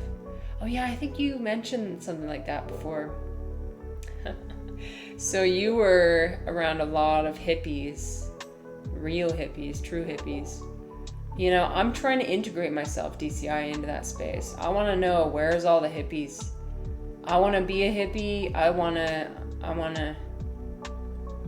way too many. Orange says, I'm planning to make Nobel Prize winning children. Same. Although ideally I'd like to not be a helicopter parent. Is that necessary? I'm not sure, but I want my kids to be the fucking best. So, hopefully they are. Then they'll if not, then they'll disappoint me. Just kidding.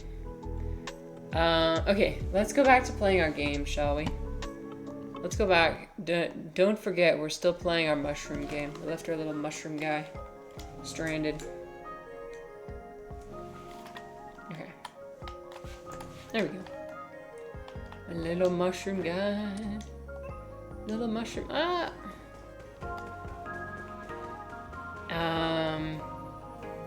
I found the positive aura exhibited by most or many to be very superficial.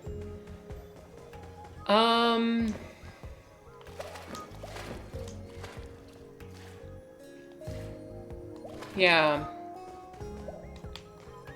I don't want to be around mere new age people. I want to be around hippies. I want to be around, well, not even mere, like, not even hippie. I want to be around people who are, they want to create a counterculture movement and they actually want to do stuff and, like, take action. Looks like something is missing here. Oh, okay. I need to go find something.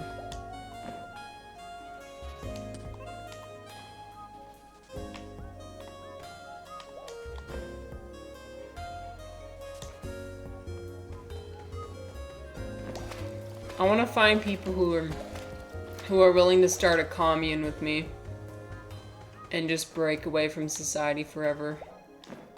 Just be like, fuck this, we're gonna form our own society. And then it'll probably devolve into chaos because nobody knows how to lead each other.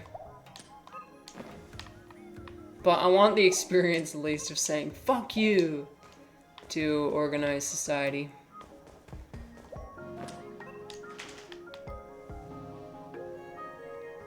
Too many yoga farts.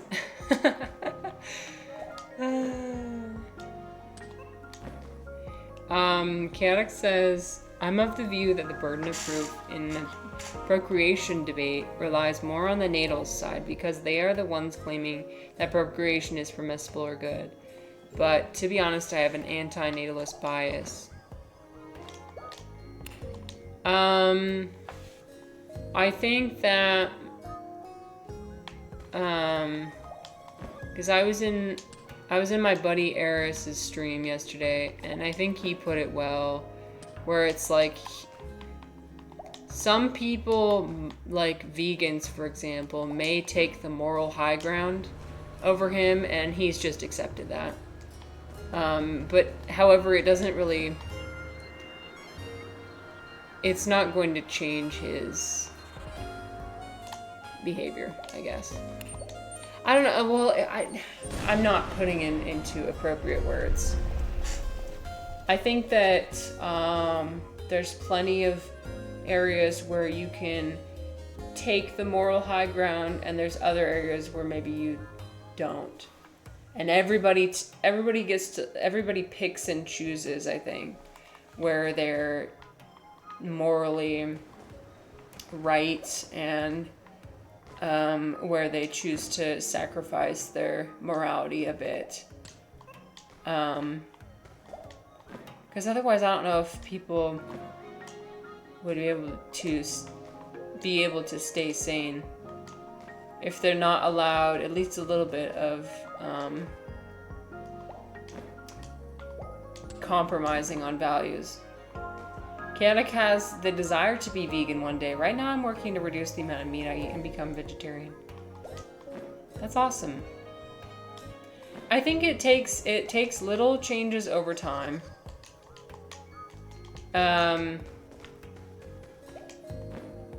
Maybe instead we can use ourselves as comparison and be like, well, I am more, I am trying more now than I did in the past. Like, I am trying to eat less meat now. I'm not fully vegan yet, but at least I'm trying. I don't know, because there's some people out there who just aren't even trying at all. Some people aren't even trying at all to be a morally grounded person. I don't know.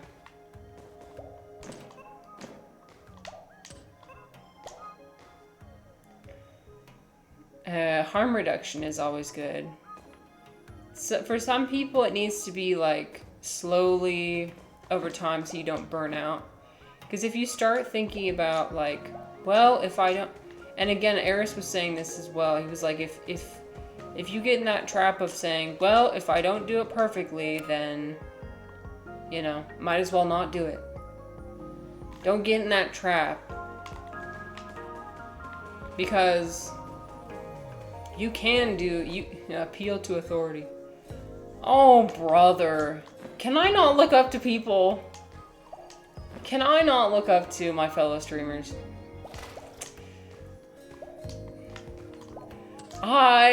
Sorry.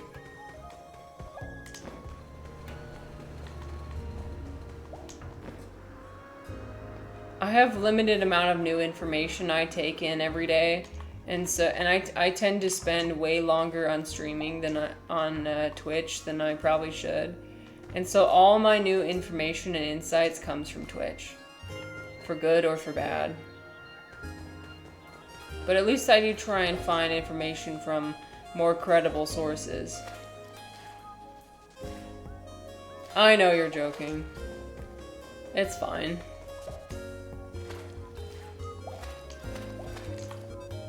Twitch University. Yep. Oh, okay, I fixed it. Nice. Oh.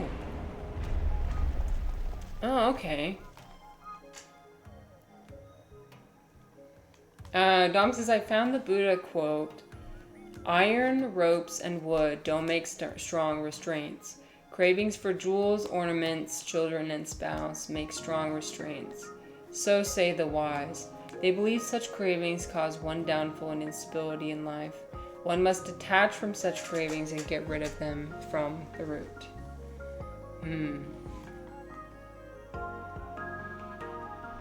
The circle jerks degree.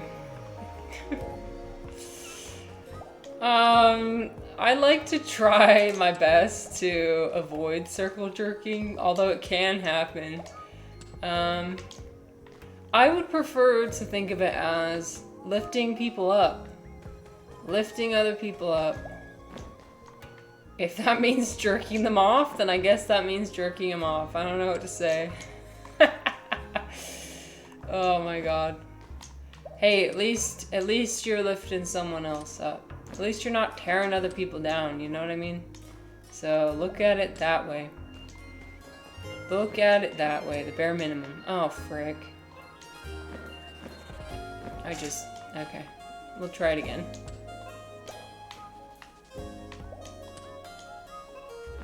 Oh, crap. Okay.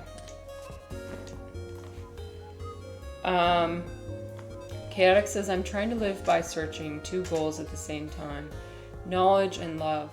Without knowledge, we can't improve the human condition, but without love, we don't act in the right mind. Yes, we all need love to be the best version of ourselves. Are you more focused on... Let's see.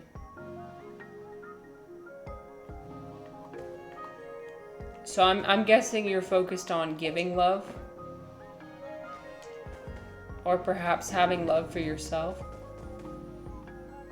I think both are necessary. But I think that also ensuring that you are receiving enough love is important as well.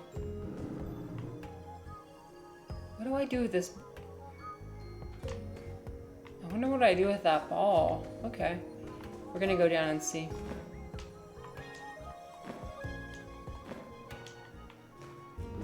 Some say the spiritual path comes down to wisdom and love.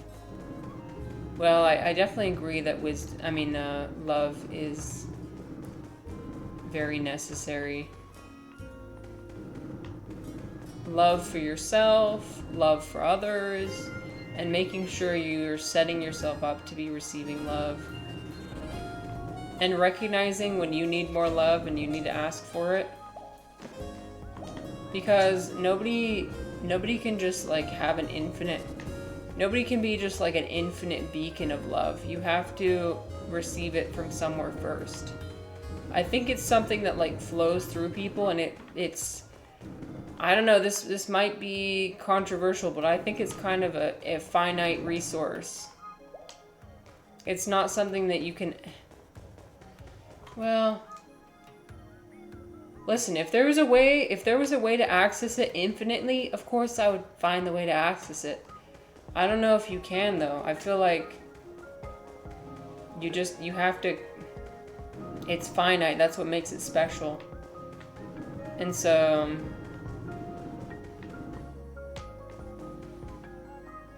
oh, I see. Okay, this is to shatter the thing down here. I see. Alright. There we go.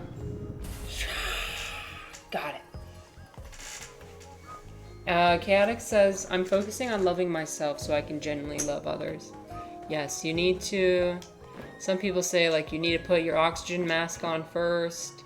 You need to take care of yourself first. Yeah, you need to ensure that you are receiving enough love. A blueberry! Yeah! A blueberry! Before you can start giving it to others. So I have a blueberry. Does that mean I can go? I think it means I can go. I just needed that.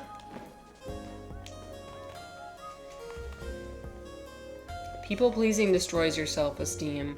And so, yeah, and I think at the root of people pleasing is you are looking for love from outside sources instead of from inside. But love from outside sources is not always guaranteed.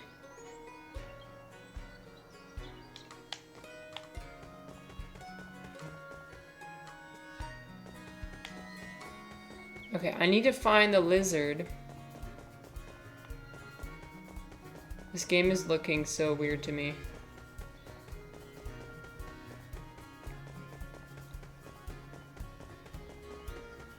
Okay. Oh, I still need to get the pink flower. I don't know where I get that from. Okay, I'm trying to find the lizard that I can feed the blueberry to.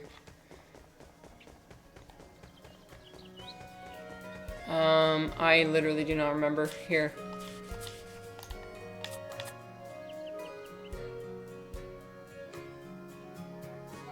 Duh.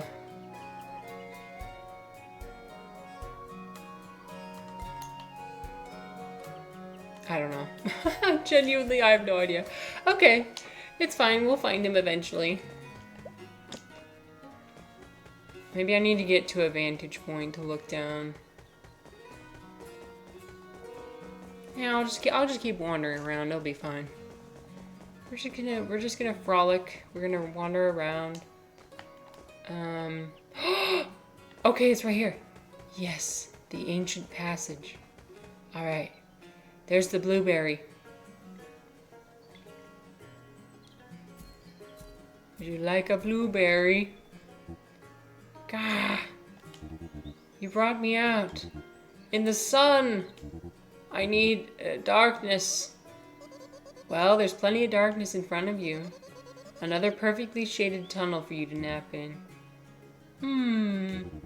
But the one I'm in already is so nice. And I don't know if I can leave it. But this one is even darker inside. It is? Yeah. It's got a better angle. You know, from the, sun. Okay. I'm convinced. Yeah, we got him to move.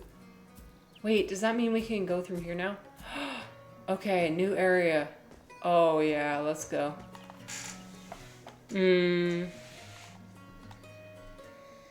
Dom says, I have a slogan I think of.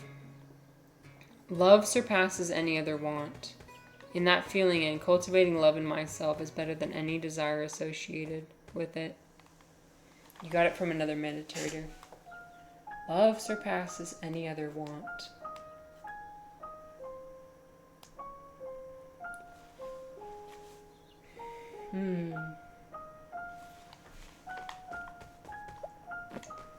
Yeah, the feeling of being loved is really nice.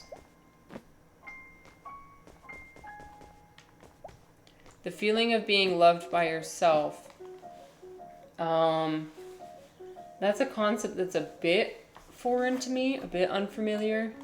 Because I always think of love in terms of like how my family loves me or how my spouse loves me. I'm still learning kind of what love even is. It's another map. Okay. I'll take it. Oh, cool. Okay. What else do I have? So, I got a completely new area. Who isn't learning? Yeah, we're all learning, right? Okay, you guys. I can't stay for too long today, so I think we're going to finish the game here. But I do want to go back and explore some more of the memes. Let's go explore some more memes, shall we? So, we're going to save and quit here. We're going to go explore more memes. Oh, I just realized there's a freaking ads. I'm sorry. Well, it is what it is.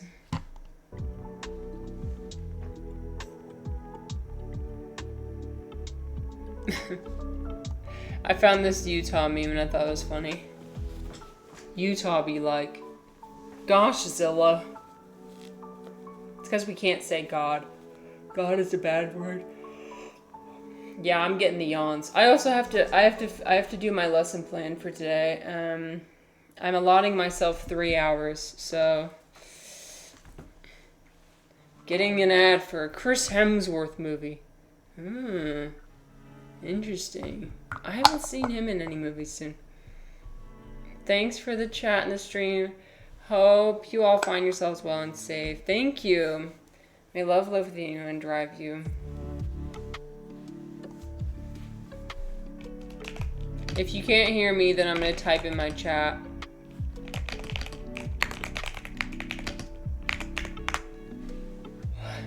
That's so nice of you to say.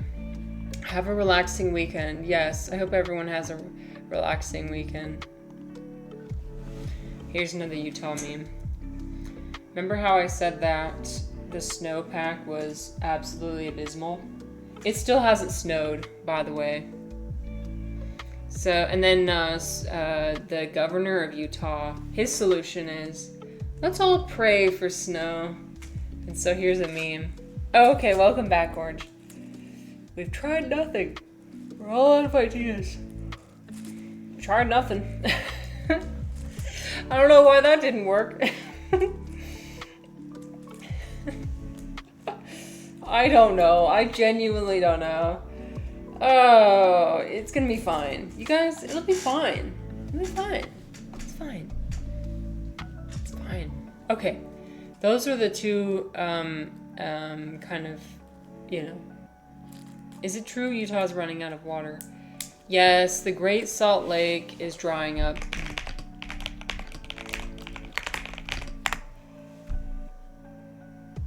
So here's a map. Here's a map of the Great Salt Lake, and here's a map from 1985, and here's a map from 2022. Do people ever catch their own water from the roof? We don't do that, but you know what we should? Be a bit more efficient about that. Utah is actually like one of the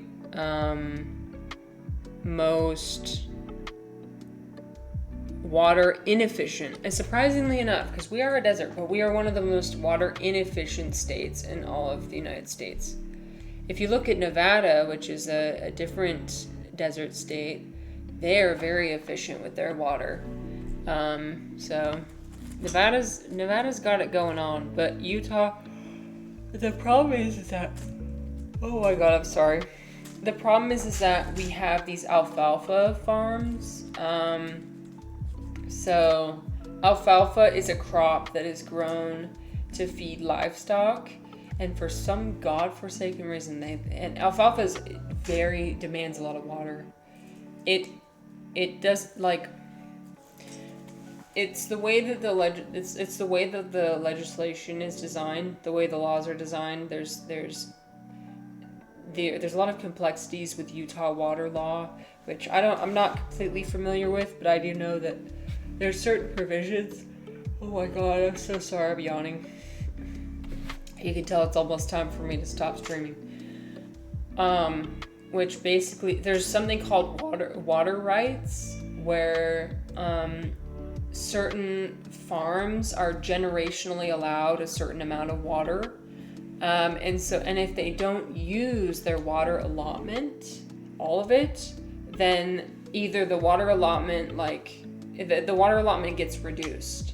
And so in order to avoid their water allotment for the year being reduced, they just fucking waste the water. There's no incentive for people to be efficient with their water because of the way that generationally the water laws, and that's the problem. So no matter how much, oh my god, no matter how much individuals try and do things. So here's an article from a law firm. It's basically based on use it or lose it. So if you don't use it, then you lose it.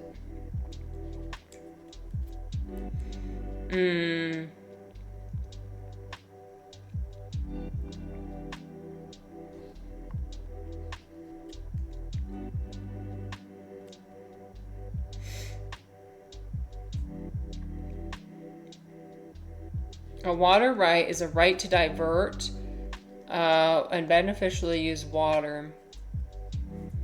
Anyway, you can read more about it. I'm not doing the best job of explaining it, but basically there's a use it or lose it laws in place that basically means that people just like dump water on their alfalfa, but nobody wants to change, right? Because certain small cities, their whole economy is based on the production of the alfalfa as a crop. And so the way that this is very common in American politics is people are like, they don't want things to be taken away from them. And yes, we do have huge lawns here, Dom, but I will say this, even if everybody were to take out their lawns, it wouldn't even compare to the amount that's being used by alfalfa. Here. So even if all the people everybody used water less. Let's see.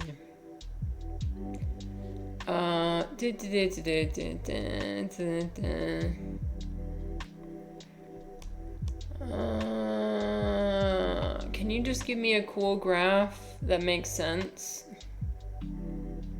Can you just give me a good graph? Okay, Utah Geological Survey from utah.gov. Okay, look at this. Utah water use. 0.2% is domestic. Okay? And that includes all the I'm assuming, because the public supply I'm assuming is for like public lands. Even if it was the case, like that's just 15%. 72% of it is for the irrigation.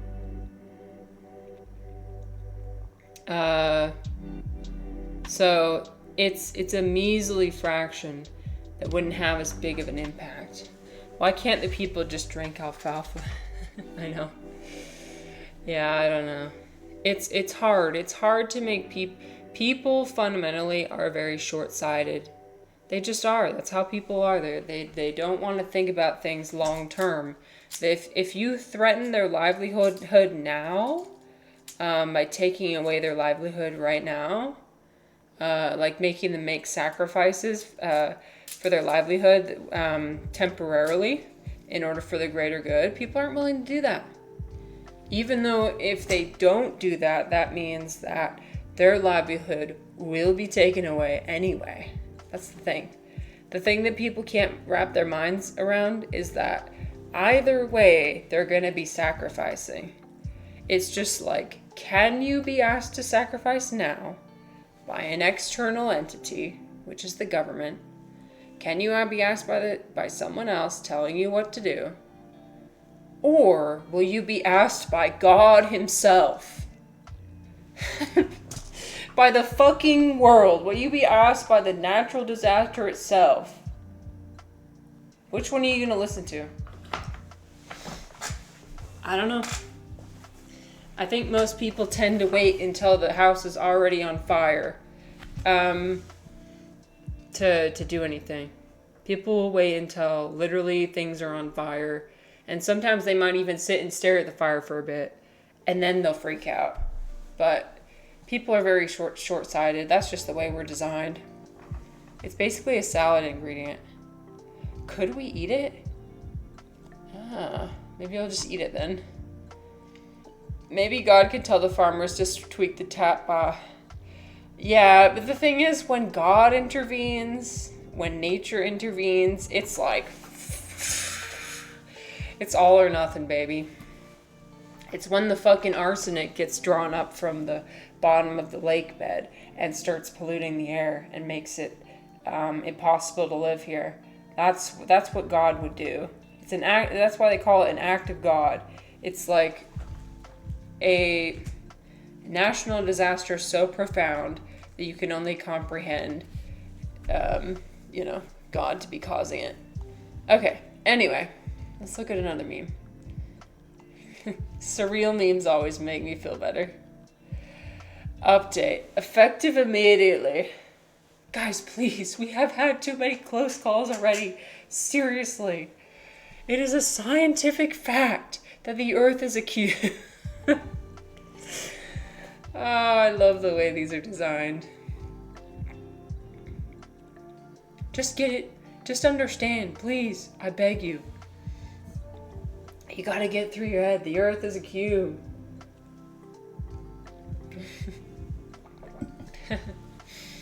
This is the important.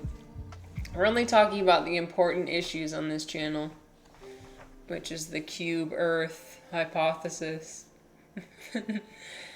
Okay, let's do another one.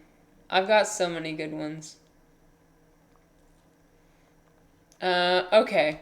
I think we're gonna, I do have to go. So I think we're gonna end on one more meme. We'll save the rest of the memes for later. But look at this meme. And I think if Dom's still here, I think he'll appreciate this meme. So, this is what we should be cultivating. This is the ideal, in my opinion. You're not gonna cancel your I know, I'm a DCI. DCI, I have to teach a room full of adults on a topic that I don't know anything about. So I gotta basically spend 3 hours bullshitting a lesson plan so that I don't look like a complete incompetent teacher. Yeah, dude, don't even get me started. Don't even get me started. I have to be at class from 6 to 9 p.m. tonight on a Friday. The audacity. Okay, but that's not important. What's important is this. Maybe you don't have to meditate. Maybe you don't have to, but build a small little seed of this is what I imagine Dom does every morning. He's meditating. He's cultivating that sense of peace, and he's connecting to the source of creativity and peace. And then you go about your everyday life. And no matter what's chaos, this is literally Dom. no matter what chaos is going on in the world, you still have that little grain of, because you could taste it all at one time. Like, and I've been here. I've been in this space. But then if you keep that little inkling with you throughout the day and a reminder like, okay, this is possible. This is possible.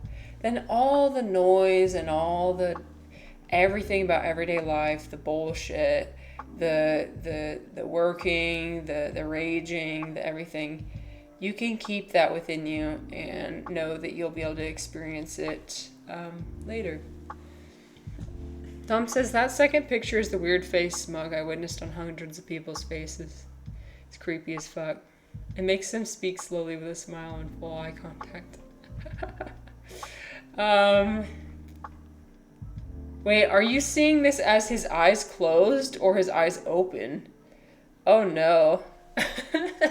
I was perceiving it as his eyes being closed, but if I try and imagine it with his eyes open, I have to squint really hard to imagine if his eyes were open. It's like an optical illusion. Can you use memes in class? Orange, I think there's free reign. I'm an external contractor. I have they gave me no curriculum. None. They didn't give me a curriculum. They gave me like 5 pages from a book. And that's not going to last me the next 2 weeks. So basically from there, I basically just bullshit the rest of it.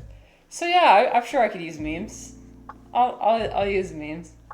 I designed a survey that's going to be asking people like, because I don't know. I wasn't given any training. So I designed a survey that's going to be asking students, are we going through the material too quickly? Are we going through too slowly?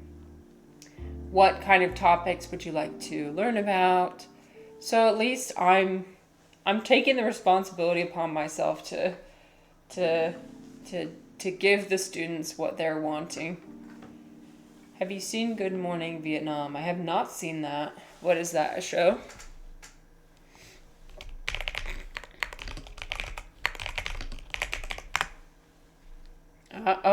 Robin Williams. Oh, cool.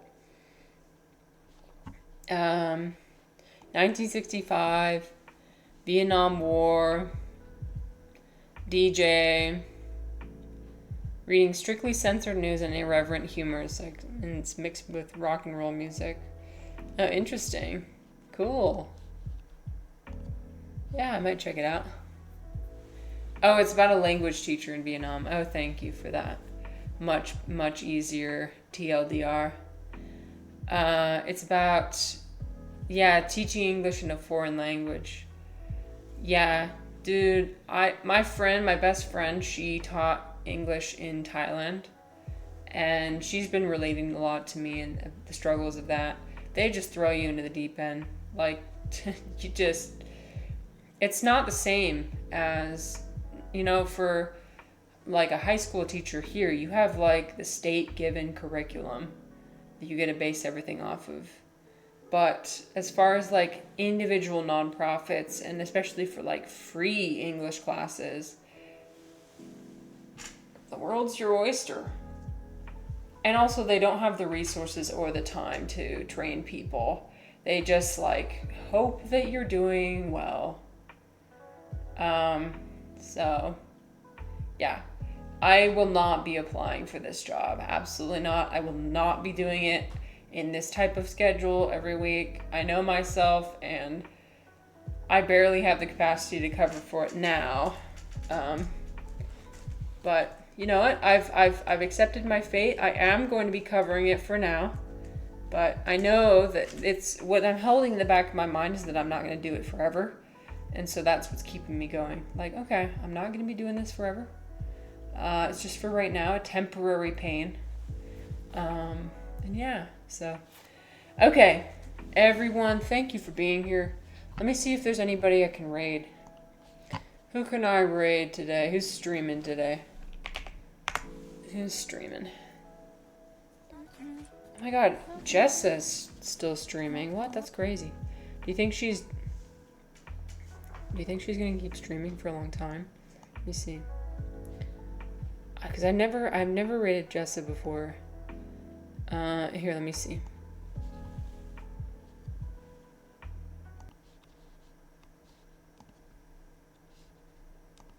She's playing Baldur's Gate 3. Let's do it. Girl on Ground is back. She got permabanned from TikTok. Oh, Jesus. I wonder. Oh, no. Okay, I'm going to raid Jess. We're going to go watch some Baldur's Gate 3 playthrough. Jess is really nice. I don't know if she's going to be almost done with streaming or what, but... Oh. Okay, see you guys. Okay, stick with me for the raid, and then I'll see you. But I'll see you next week. I'll see you the next time I see you. Okay, friends. Bye-bye.